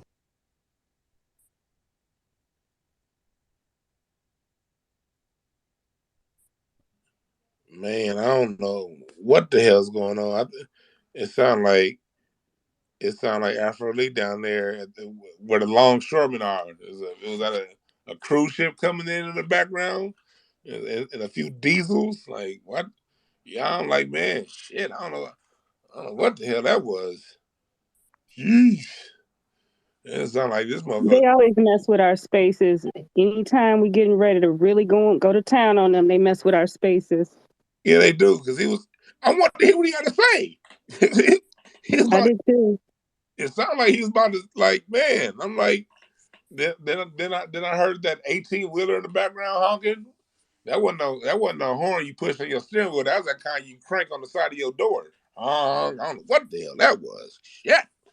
But hopefully Afro Lee come back because I want to hear what he had to say. Um, in the meantime, T-Way, go ahead. Yeah, I just wanted to make add, add one point, make another point. All for the sciences and all for the degrees, we definitely need to focus that and start taking away such hyper focus we have on these sports. So they're not easy to make. Only the top 1% make these sports. But I know ain't nobody downing or poo-pooing the trades, but a lot of times these trades are like high paying once you get the skills. I know I was in a space with Tesla the other day in Texas. These boys can come out and make $30, $40 an hour job in Texas in the oil field. And it's not just, we got oil patches all across this country. A lot of times, maybe kids, well, a lot of inner city kids, me being from California, not originally from Texas, I wasn't exposed to the oil field or these type of trades. But these Mexicans and these white boys, they grow up with either welding or turning wrenches or whatnot, and they gain the skills to even get their first entry job, will not be called an idiot, just because they don't know what tools are. But a lot of these jobs, we can focus on they're 30 $40 jobs, and they are end goals to being millions. I worked for a few crane companies that started with a couple cranes, a couple guys came with some cranes, then they got 10, 12 cranes. I worked with one guy, I think it's 18 or 17 boom. He was a crane operator the year before, 2 years before, and then he had 3 cranes on location. I worked for another outfit. They had a boom truck and a small crane, and they came from Maine. They had a lumber company in Maine, and one of them same booms. Now they got 15 cranes, a few trucks, and they got EOG and elite customers. It only takes one customer to get your safety rating up there. And these jobs may start $20 an hour, but eventually you get to the 30 and 45. And the same thing with mechanics, diesel mechanics and regular and big truck mechanics. These jobs might be $40 an hour jobs. You don't need to have that cert to get a $45 job. All you need is about 3 to 5 years or just the skills to get the job done, and you can get $40 job, turn the wrenches, and eventually a lot of these boys, they get so good they open up their own shop. And it don't take much to lease a space. It's so many people here. They lease a space and they tool up and they got their own doors and they pass some skills down and they ain't never no black faces. I can't tell you how many times owning trucks I go on locations there ain't never no black people. I can't tell how many times I've been in oil patch. I go to a safety meeting, they ain't never no black people. So it's just I know ain't nobody poo pooing, but people don't look down on these jobs. But these are million. These can make you a millionaire if not high six figures. I haven't made less than six figures. I don't know how long. In the oil field, you work enough, you get up to two. Okay, quarter million in the right position, not even as a company owner, as a W-2. Now you cross over to the next tax bracket as the closer you get to the main customer. Okay, but the other point I wanted to make was how do we consult with lawyers, or how do we make harness this energy into making our own ADL, a free our own arm, because the NAACP and the other groups do not speak up for us. Ain't no way the players union, NBA players union, should have been quiet while Kyrie was getting bent over for no reason, or ain't no way in NAACP should have not stepped in and not let Kanye be economically lynched like that. And you're right. I got you. I want to go ahead and let There you. it is. I want to get over I'll to land it right there. the. Then that's it. That's it right there. Yup. All right, cool. I want to address what you said. Yeah, definitely. For those other jobs, listen to what he said as far as those jobs that are available. I'm more so speaking from the point of view of those who want to rise to a higher level than that. Because we do need the 80% of the 90% need to focus on those type jobs. But what I'm saying is there are people out there who are willing to put in 10 hours a day dedicated towards something. People who are willing to put in 6 to 10 hours a day of work towards a particular goal are on a different level. And I was speaking to that level. If you're going to dedicate 6 to 10 hours a day, because the carrot for the NBA, the reason why children are so invested in working 6 to 10 hours a day and making the NBA is because they see how much money Steph Curry earned. They see how much money LeBron James' contract is, and they want one of those contracts. What I'm saying is, if you have a child that can focus on something 6 to 10 hours a day, most kids can't focus on basketball that long. That's why only 1% is going to make it. But for those who can, if they dedicate that same energy towards mathematics, hardcore sciences, now you're not talking about hourly wages. Now we're talking about somebody that can go on contract and say, okay, I want $500,000 for this 2-month contract or this 3-month contract. And we're talking about that level of money. We're talking about people who, when they develop an idea, when it gets to the point of funding, they're talking about cashing out $500 million, and they're only 21. It's right now there are 17-year-olds making 10 figures in tech. We're talking about levels of money that's absurd. And our children have better brains than these people. Let's just tell it what it is. Our children are the blood of Benjamin Banneker. Our children are the blood of George Washington Carver, Granville T. Woods, Lewis Latimer. They all still live through our children. And if we got children that are dedicated 6 to 12 hours a day towards tech, the money that they're giving out in tech, you can buy the team. That's the level of money. Now, I get it. Most people aren't going to be willing to work 6 to 10 hours a day at any kind of goal. And if you're not, by all means, you need to go into the manual labor jobs. Those jobs are plentiful. You're still going to make a really, really, really, really good income. But if you are the type, and it's a very rare type, but if you are the type willing to dedicate 6 to 10 hours a day towards a trade, if it's put into tech, I know a kid that I worked with, one of my kids I used to work with. You know what his first job out of high school was? Because he used to build these mods for Fortnite. He got a job fresh out of high school making $80 an hour. And he gets to work from home 4 days a week. And this is his first job. And he's just on his computer. And he gets this job, like he's billing the company like 8 hours, but he's probably only working 2 because he's that good. I'm saying those are the levels of opportunities that are out there.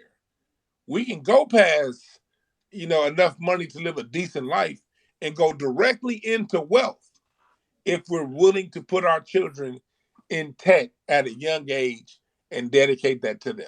We're talking about generational wealth, a level of wealth that basketball players can't even make. That's more so the level I'm speaking on. Oh shit, I wasn't looking. We got Black Alpha in this bitch. I'm not even looking at the screen when I talk. Black Alpha, man, shit, my bad. I gotta hear what you gotta say. Go ahead. Hey, much respect, family. Salute to you, brother. Thanks for allowing me the opportunity to talk. Salute to you, Nikki, Just Eve. Much appreciated. I've been in and out, man, and I've been listening, and I'm loving this space. I'm loving this, family. I'm glad you put this space together, fam, because there's so many things that really needed to be discussed, especially, coming off the heels of the rally and everything. And I got to agree with you 100%, in terms of getting into the tech world and the innovative world. That's what a lot of people don't understand. There's so much money for that percentage of us who are equipped with that mentality and that thought process. There's so much money in the innovative world, and I want to see our brothers and sisters create bridges. I want to see us create bridges between the manual labor world and the people who are in the innovative high-tech world, to where we can work together. A lot of people are familiar with a brother named Al Heyman. Al Heyman's from Cleveland, Ohio, right down the street from where my family is from. And Al Heyman, Al Heyman, Brother Dwan. Sam Watson, another person that's always on camera. Sam Watson is front man. Yeah, Sam Watson. They always saying Sam Watson is really him, but nah, Sam Watson is his guy. Yeah, because Sam Watson grew up on 67th Street with my dad. And he's the only person that calls me Little Anything. When I see Sam Watson, what up, Little Red? Little Red. I love Sam Watson's like an uncle to me. I love Sam Watson. Man, I didn't even know you knew Sam Watson. Hey, his twins. I'll be seeing his twins everywhere. They're not twins. That's Brandon. They're 2 years apart. I used to hoop with Brandon in high school. His son, the older one is Brandon, and the younger one is Marcus. I keep saying, I can get them on my show, especially Marcus. Marcus called me Big Bro, but they're not twins. They're 2 years apart. Damn, boy, them genetics are strong as hell. Damn. Yeah, that's family right there. I see. Hey, you got to get them on your show, brother. Like I've been watching them from afar for so long, and just the way they keep everything in how. Like I see his boys now. Or you got Al Heyman, you got Sam Watson. His two sons is doing their thing, and they're taking the lead now. I'm like, damn, I see them with every boxer to come out. You know what I'm saying? To everybody who's not familiar with what me and Brother Dwan are talking about, all the way to the top with our our guy Al Heyman and Sam Watson, who he was just referencing. Sam Watson, he's a high figure in the boxing world. We could just keep it in the boxing world. He does other things, but he keeps all the money in house. All the money stays in house. They're not bringing in these Shaqs and these Charles Barkley and these tap dancing butter biscuit ass dudes. They in here keeping it in house, to where Sam Watson does something. He put his two boys on. His two boys got their own thing in terms of my man Al Heyman. Al Heyman is the guy behind Floyd Mayweather. You know what I'm saying, bro? Put on the Michael Jackson Bad tour. Come on now. Hey, did he do, was that the Bobby Brown tour as well in the 80s? Yeah. He did the New Edition, Bobby Brown. He did the some of the Jackson 5 tours. Marvin Gaye, a lot of his tours. Sam Watson done told me all these stories. Of Marvin Gaye, and Al Heyman has been that dude for about 40 years.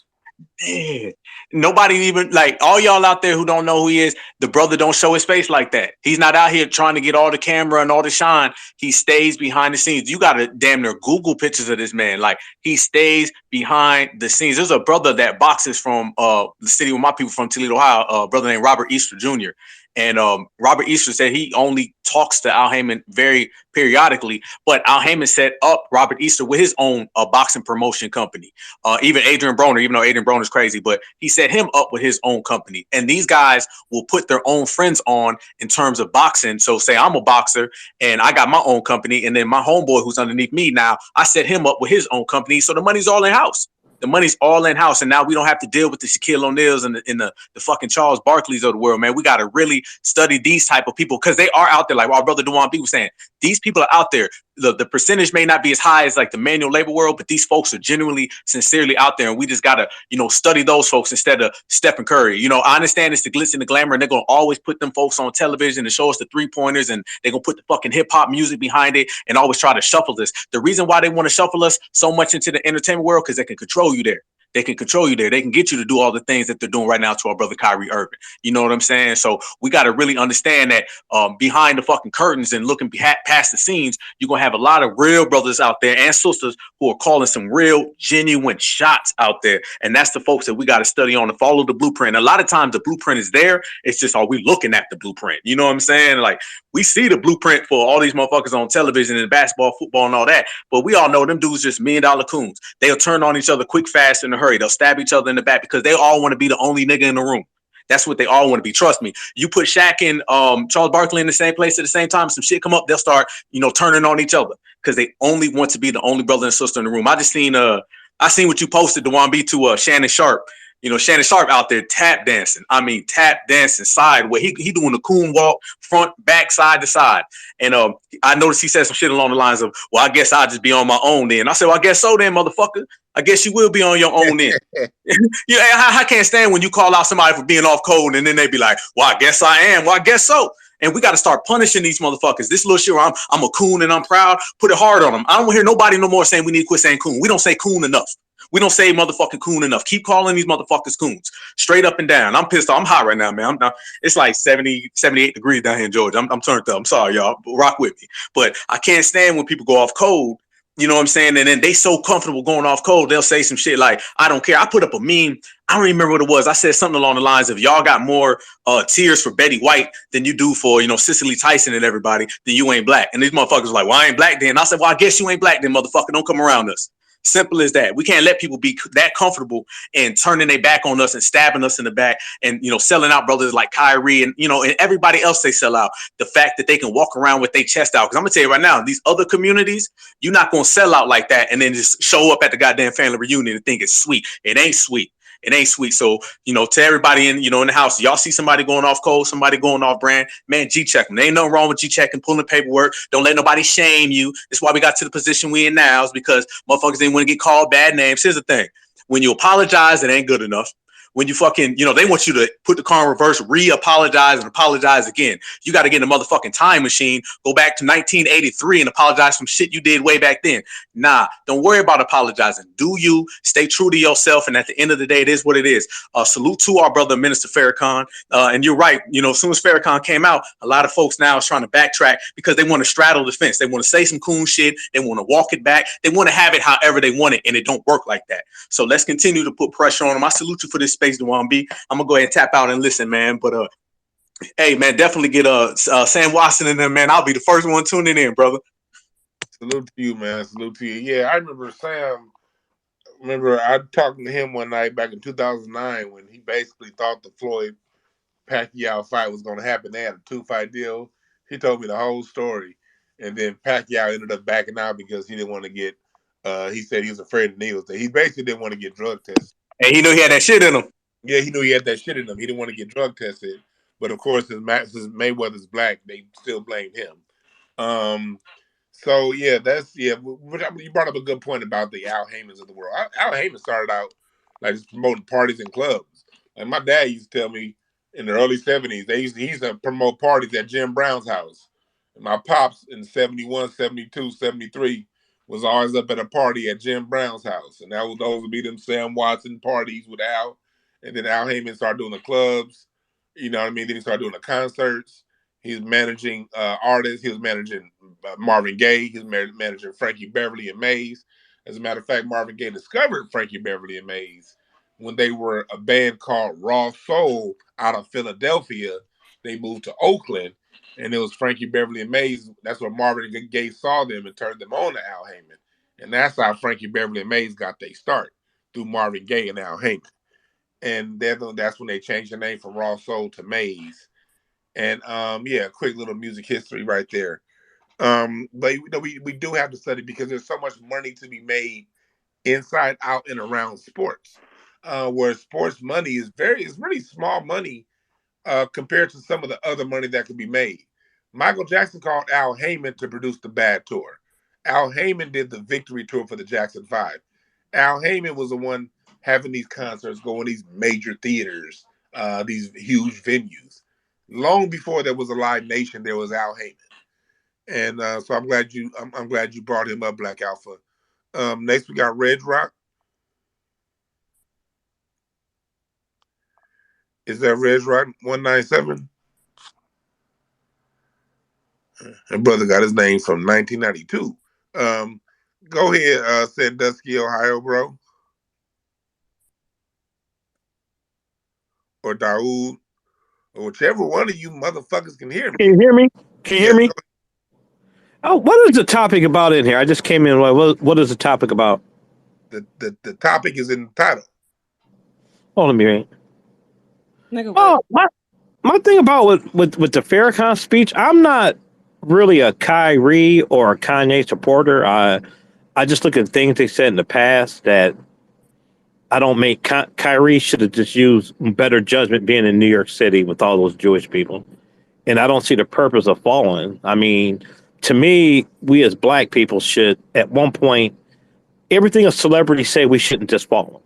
I mean, we're not controlling our narrative. We let the media control it. Like Jews. 3 weeks ago, we weren't talking about Jews.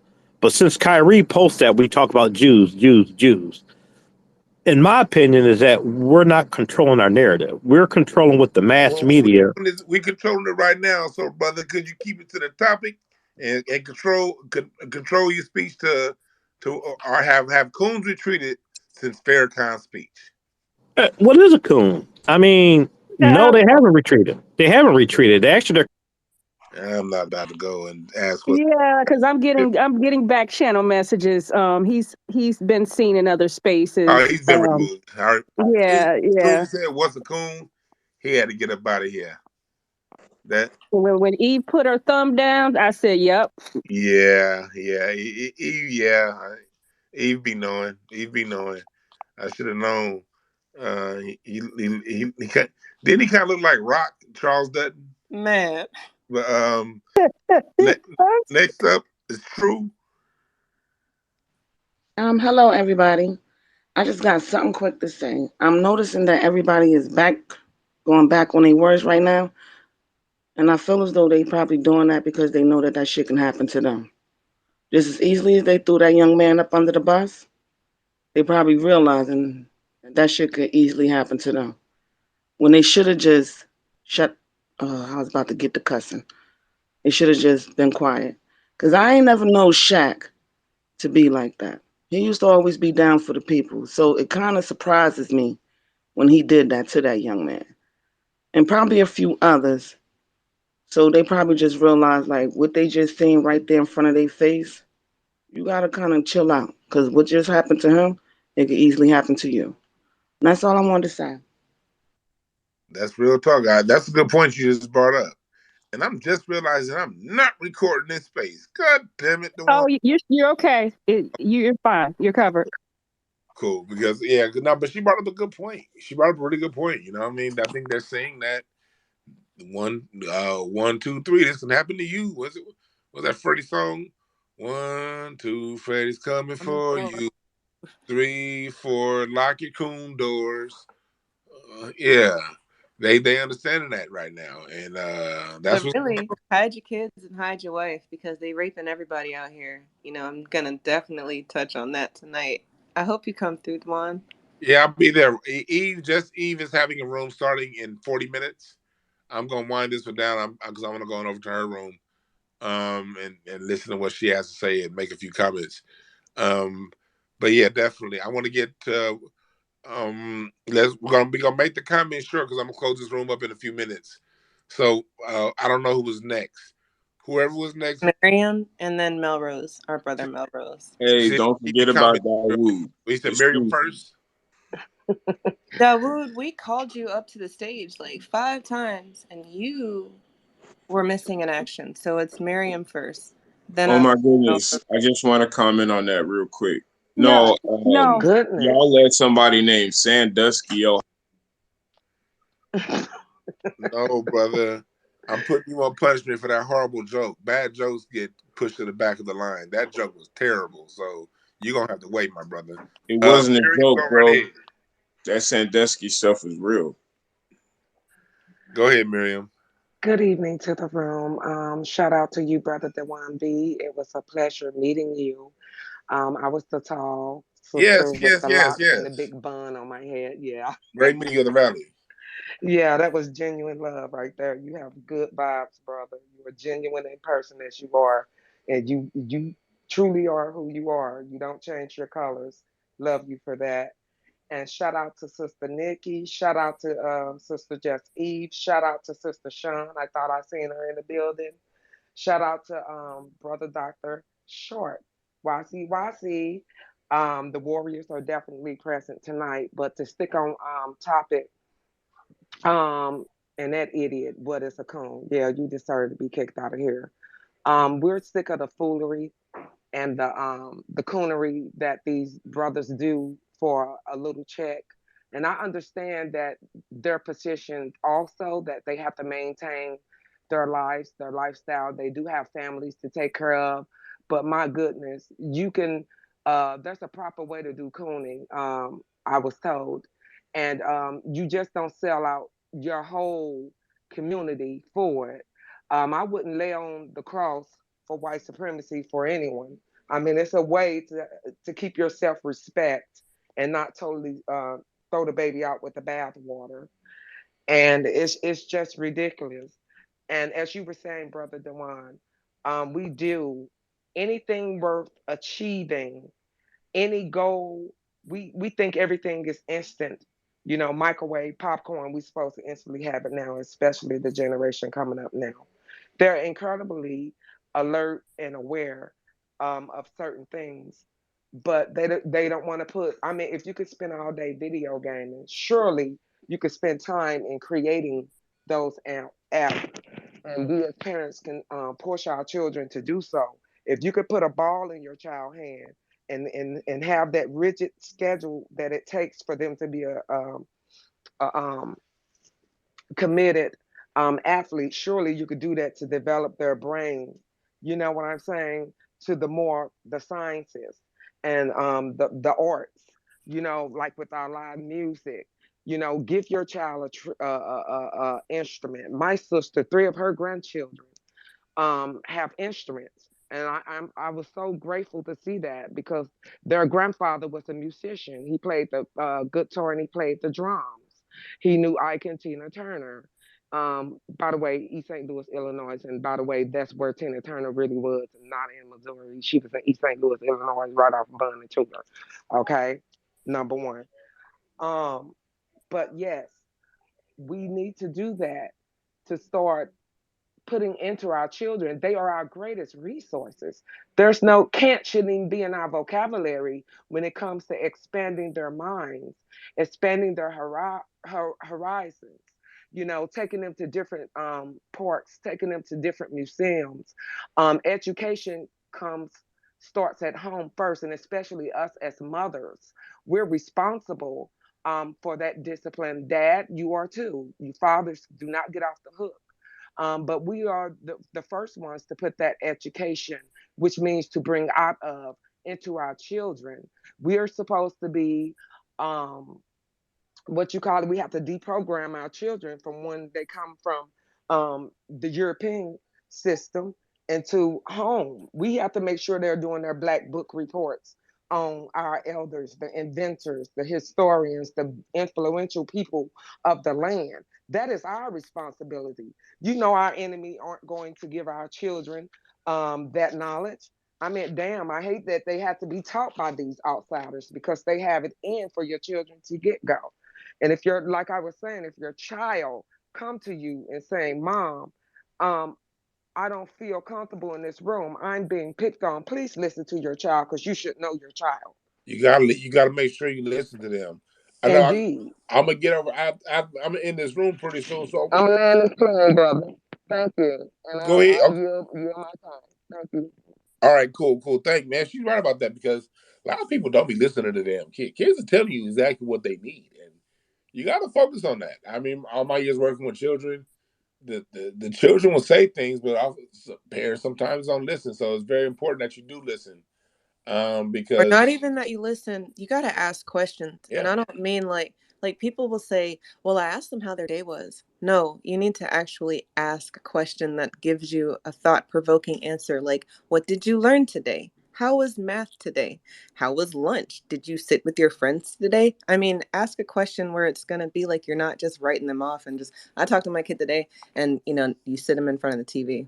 I'm sorry. I really feel Exactly, strongly E. about that. Real talk. You are so correct, Sister Yeah. E. You have to ask the questions. It's the debriefing of the programming. You have to do it in order to get information, because your child may not open up. They gotta feel that you're their best friend in the world. Although you establish that you are the discipliner and you are the one, we're there to give them guidance. So we have to do the straightening, and we also have to be the nurturers. So that's a fine, delicate balance. So I'll That yield my time. that's real talk. Who was next? Was it Melrose or Cool Breeze? Who was next? It's Melrose. Melrose. Melrose. Go ahead, Melrose. Peace, family. Peace, Dwan B. Nikki, Just Eve. Yo, I found it very peculiar that Stephen A. Smith, Jay Williams, and Shannon Sharp. I found it very peculiar the way that they came out and all of a sudden changed their stance towards towards Kyrie. And then after listening to the different clips from the minister's sermon, I think, and I don't have any evidence to prove this, but I think that the minister reached out to them along with Shaq, Barkley, Richard Jefferson, whoever else was buck dancing, and he said, "Hey, I seen y'all niggas buck dancing, and I'm gonna address this situation, and I'm giving you a chance to come out before me to get ahead of this and change your stance."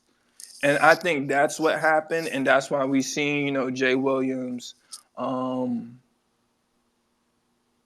Shannon Sharp, and Stephen A. Smith, or are we calling him Stephen X. Smith now? I don't know.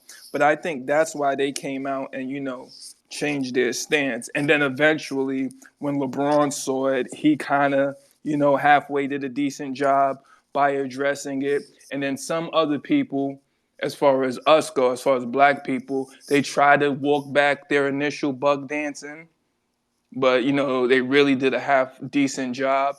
But then today we see the result of Adam Silver and that white Asian owner of the Nets changing their sentiments, well, not changing it, really being forced to bow down to the pressure and the support that we put on them and that we've given Kyrie. And I don't have any evidence to prove any of that, but that was just my perspective, and I appreciate this space. It's been very informative, and I'm going to land there. Peace. Yeah, you're right about that. That's a good comment because if people are, it really is our response, because if you notice what's going on, these people usually we don't respond like this. The reason why we see a different response from them is because I think collectively we've given them a different response, especially when they saw us the level we attacked their shield. Charles Barkley, Shaq, Chris Broussard, Bomani Jones. It's always these niggas with the most blackity black, bliggity blackest ass names. Be the biggest tap dancing niggas you ever find out. Bomani Jones. Somebody named Bomani Jones. That sound like, and that sound like an African '70s black exploitation hero. Bomani Jones. Come on now. He's supposed to have an afro, pork chop sideburns, and some boots and a Cadillac. Bomani Jones is supposed to be the most pro-black brother, soul brother number one on earth. But it's Bomani Jones is the one coming out talking about Kyrie Irving.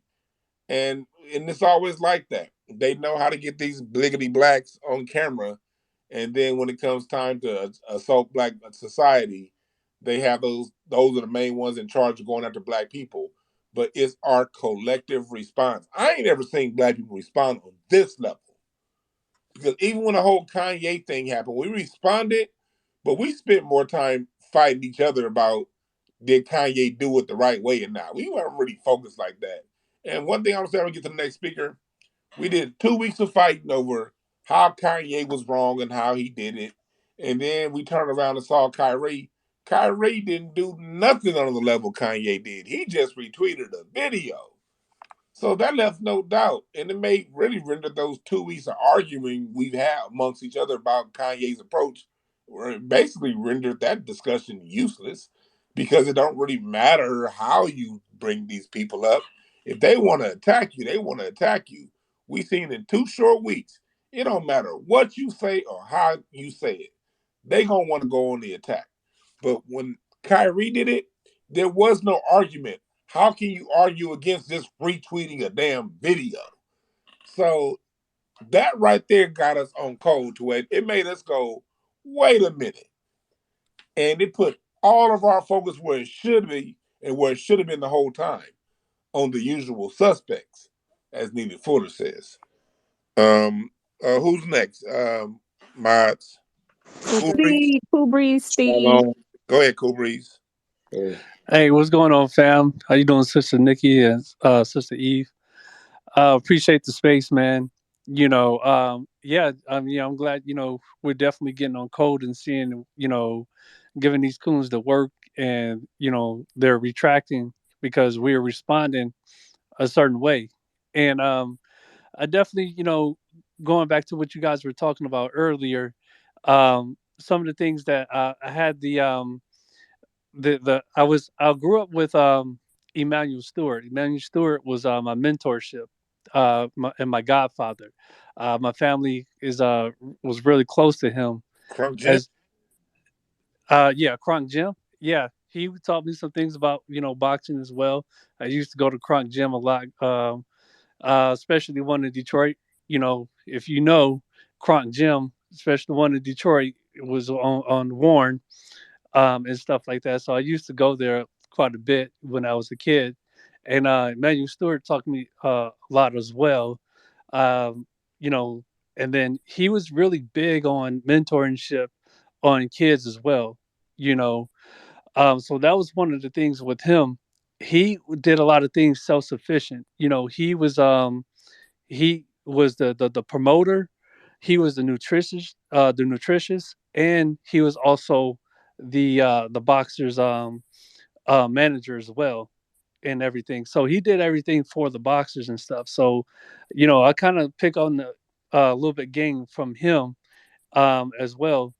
And he did a lot of mentoring, and he was really big on like you said, skill traits and stuff. So, one of his skill traits was he was an electrician before he became a boxer. So these are some of the things as you guys mentioned, you know, um, that we definitely should be, putting things on picking out trades and stuff. And I'm gonna yell the mic at that. Yes, sir. It's a good point. It's always good to remind us to pick up them trades. Alicia, you're next. What's up, family? Thank you so much for allowing me to speak. I really appreciate it. I just wanted to talk about what we were talking about with the kids going into like software engineer. My nephew is actually a software engineer, and he works for Morgan Stanley. And we like have conversations about who all works there and everything. And he was like, it's mostly Indian people. You know what I mean? And like my nephew, he is so smart. He's like super smart, like all A's through the school.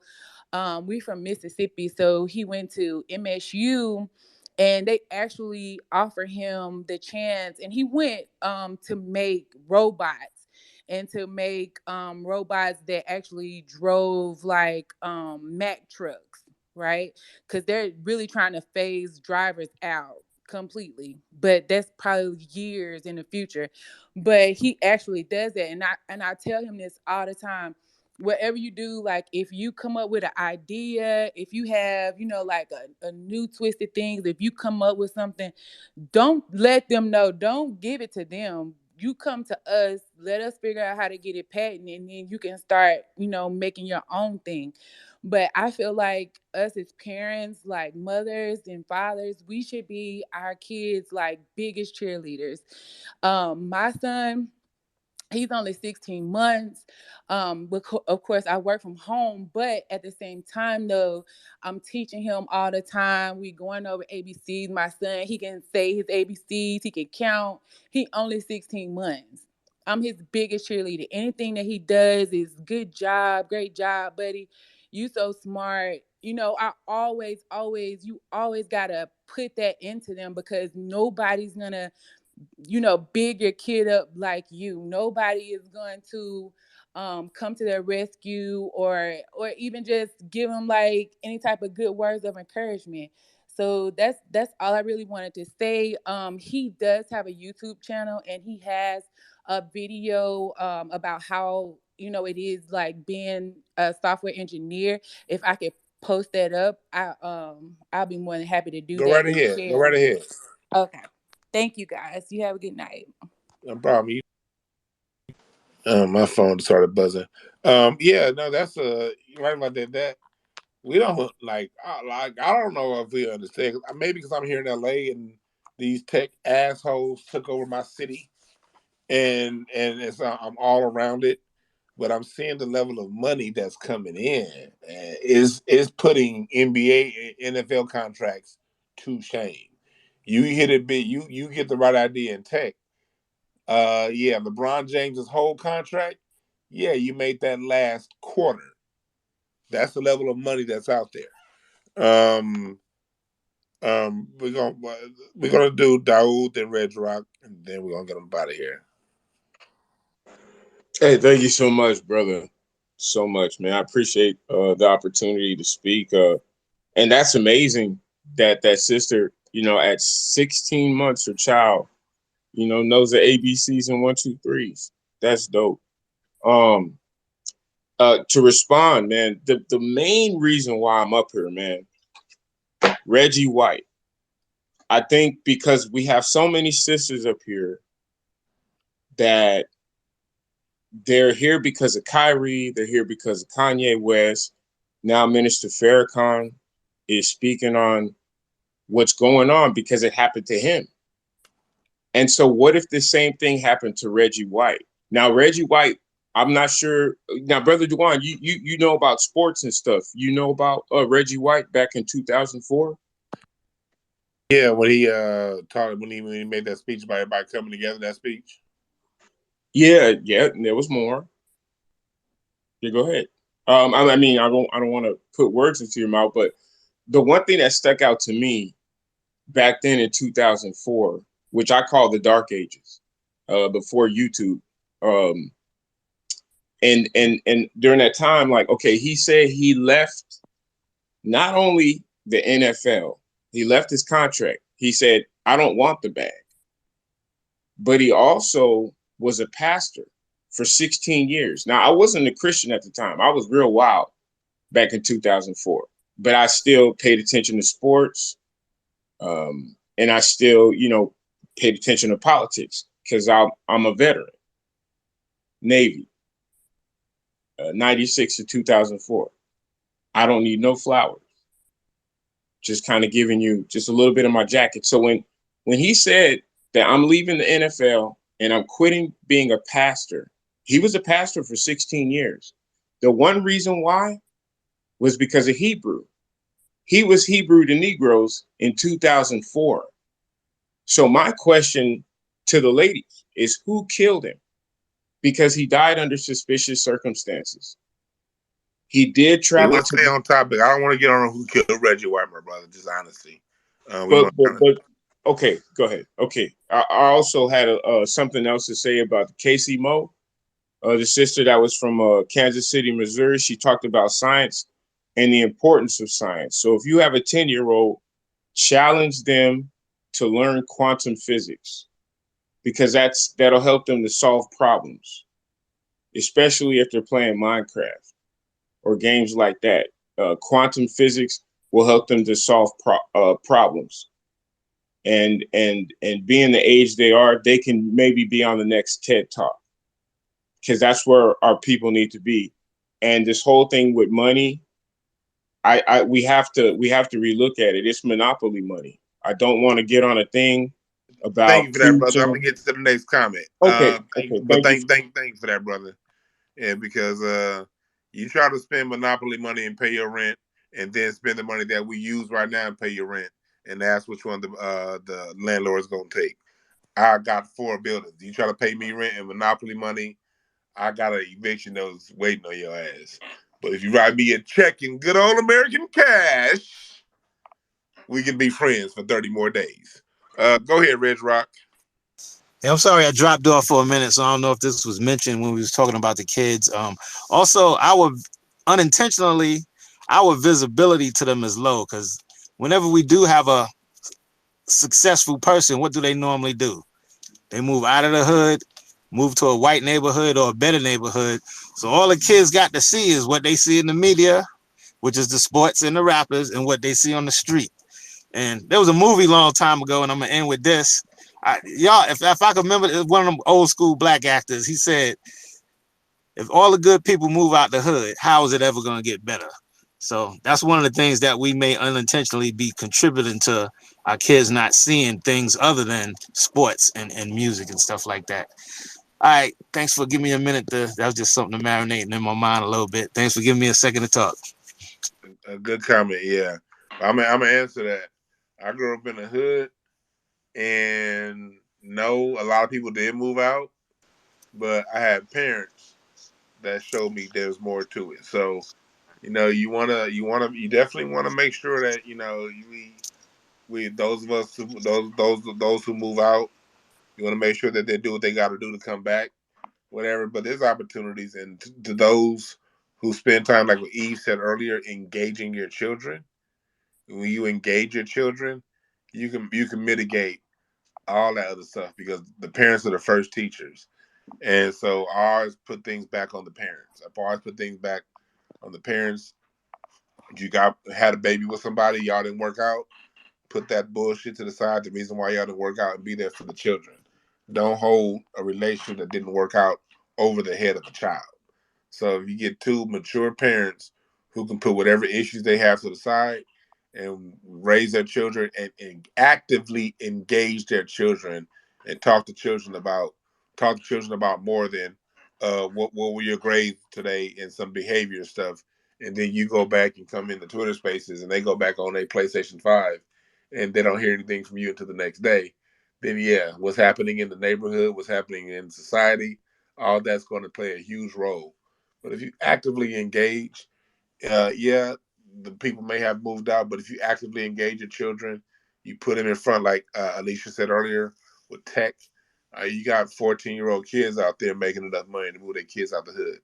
But that only happens when you have parents that actively engage. So we understand that we've gone through a lot as a people, and we're in these incredible circumstances.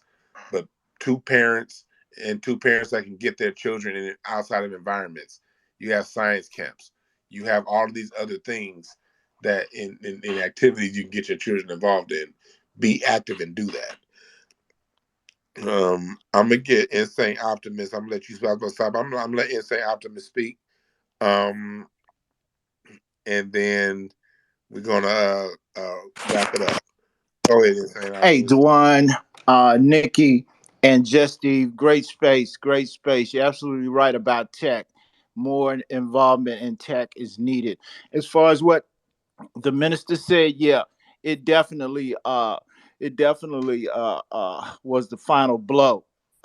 Furthermore, I think the women played a significant role because women tend to be bigger consumers. I think they're known to be bigger consumers, and all of these videos that were coming out of women just saying what they were not going to buy, what they were not going to purchase. And then you had the men coming out in support. They saw the community coming together. And remember, they don't want us working together like that. So, and then when you factor in the minister, they saw this whole community coming together around what the minister was saying, man, and that just scared the hell out of them. That freaked them out. So definitely, the women played a crucial role in this, and there were just endless videos I saw across various social media platforms, man, endless videos of women speaking out. Then, of course, we had the new black media guys such as yourself speaking out. So, yeah, everyone seemed to be, I guess what they saw was everyone coalescing around the minister, and they want him silenced and they don't want us working together. So, yeah, we stood up and delivered a blow. So, much appreciation for the space, and I'll land my plane with that.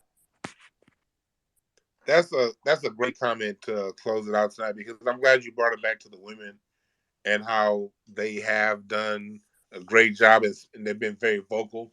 Because I touched on something earlier, and I want to close out the point with this: is you got to get rid of these old cliches. I'm not going to sit here and allow some old 19 or 2016, some 1992 talking point about what are the women doing. I'm not. That's no. Um, with that, I'm not saying the women are perfect. But what I am saying is this: we see a definite, as a man, I see a definite improvement in how vocal the women have been. And as a man, it's been a huge help, because men, we can't speak to women. The only people that they're not going to hear us. We need the women to speak to women.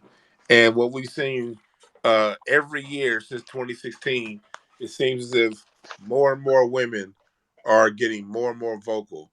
And in 2022, we're better than we were in 2021. In 2021, we were better than we were in 2020. Are we where we want to be? No. We need more, and we're going to get more. But we're on the right path to that. The women are speaking up, because we always got to remember the women are the first teachers of society. And when the women get to the point to where they can put aside the feminism, they can put aside these other agendas that have been given to us over the last 60 years and put the children first, because God is man, woman, and child. I don't ever go around talking about the black woman God. No, in order to have a God, you need a goddess. And in order to have the true Trinity, you got to have the three: the man, woman, and child. All three. We're all God together.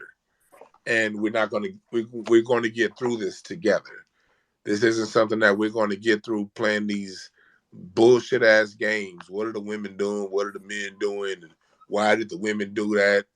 No disrespect to the brother who spoke earlier, but Reggie White died 20 years ago almost. So that's nothing to talk about right now. We got some serious business that we're dealing with right now. And this isn't the place for that kind of silly talk. We're here to handle today's problems. We're not here to say the men are perfect, or the women are do everything wrong. We've all messed up. The men have messed up in this war we've been in. The women have messed up, and that's a fallout of war. We've been at constant war with these people for 400 years. It's not a war that we asked for, but it's a war that we're in, and mistakes have been made. That's why we're in the position that we're in. But sitting around crying about past mistakes, spoiled milk from 45 years ago and 200 years ago, we could talk about these things in constructive manners, but we're not going to sit around and talk about these things in a blame kind of way, because we've all screwed up at some point. Cry your river, get over it, get back to the business of building. And what I've seen from the women has been nothing short of amazing. The turnaround that we've seen from the Obama years through now, the way Obama had us just as a society, especially that first term, hooked on some goddamn VOTEP bullshit. We was VOTEPs back then. You need vote. The black guy is gonna win. Look at Michelle, she's beautiful. Oprah. We was on some bullshit as a society. Let's just tell the whole goddamn truth. We was on some bullshit. But we starting to be off that bullshit. We starting to really, learn from our mistakes, and we get into the next level. I want to end by saying this. When it comes to criticism, it's a paradox. I said this on my YouTube show last night. I'm gonna reiterate it tonight. When we see a black person downing another black person for a white person, we call them out immediately. Question: how do we know they're working for a white person? Well, if their article is being published in Rolling Stone, Jamel Hill looking like Beetlejuice with braids. If they're working for TNT, Charles Barkley Shack. If they're working for ESPN, Richard Jefferson, Jalen Rose. Y'all saw the exclamation he made today? I tweeted it earlier. That nigga was blinking so goddamn fast.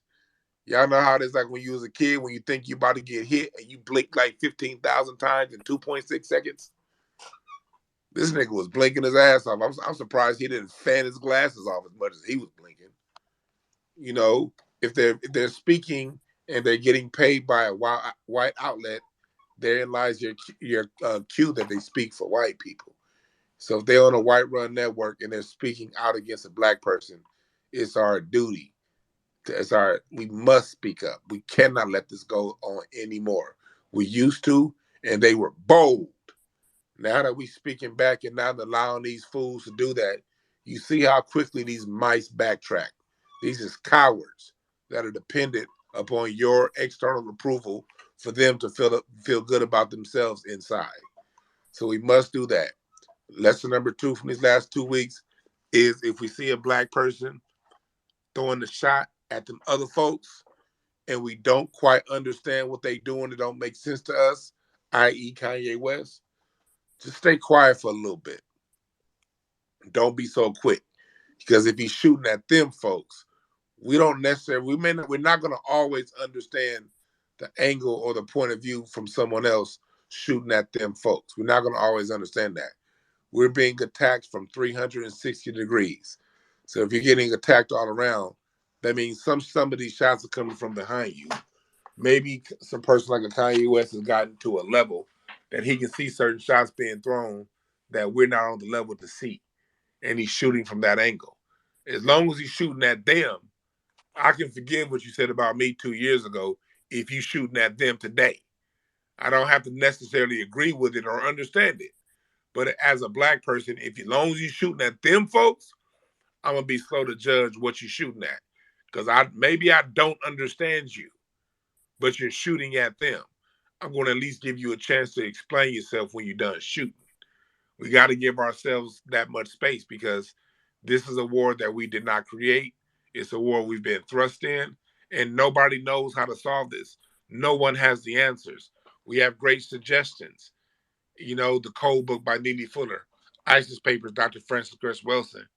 But at the end of the day, we're still in this war, and we all shooting our shots. So as long as one of us is shooting our shots at them folks, at least give them a little bit of time to keep shooting their shot. Because as we've seen with the whole Kanye West situation, we did all that fighting back at Kanye West, all that fighting back, and a black man named Kyrie Irving, who just retweeted something, didn't do anything Kanye West did. He's receiving the same treatment. But look what happens when we stop fighting amongst each other and we turn our attention to them. That Joe Saki dude, where the fuck his name is, that owned the Nets, one of those people of color people, his ass backed up today, jumping in black and white business. I'm like, you a Taiwanese motherfucker. Go fix your relationship with China. Why are you talking to us? Shit, you got China talking about invading y'all and bitch slapping y'all around and you in black and white business. Get the fuck on our shit. But that happened when we stopped fighting, when we stopped criticizing each other's approach to this thing and we focused on them. So lesson number 1, attack them niggas that attack us. Lesson number 2, have a little patience with the niggas that's attacking them. You don't have to understand. But as long as he attacking them, let him shoot. I hope that helps y'all out. And, follow me on YouTube, Dwan B. The same Dwan B you see here. Hit in at Dwan B on YouTube. You'll find my channel. Instance and Ashtrays. Eve's Room is getting ready to start in 1 minute. And remember this, as I close it out, my co-hosts have Nikki, Eve. Did you have something to say? No, thank you. I'm sorry. Go ahead. I think we were saying the same thing. Thank you for allowing me, and I guess Nikki, to join you this evening. Excellent topic, excellent energy. Thank you for not allowing some people to speak because everybody doesn't need a mic. So wow, peace to you. Amen. Everybody don't need a mic. That's another thing. This isn't, I don't mean to offend anyone, but, because I'm all love when it comes down to it. But if you're talking about some other shit, if you're going around making left turns, I'm going to turn that steering wheel back straight. We're going to keep going on with the conversation because when we're in constructive spaces, if you don't have an idea of being constructive, then that's fine. But there are plenty of spaces out there for you. This just ain't it. And remember this. There are no perfect messengers, only perfect messages for those willing to pick up the game. If you're willing to pick up the game, hey, the messenger might fuck up every now and again. Only thing that matters is, did you get the message? All right, I'm out.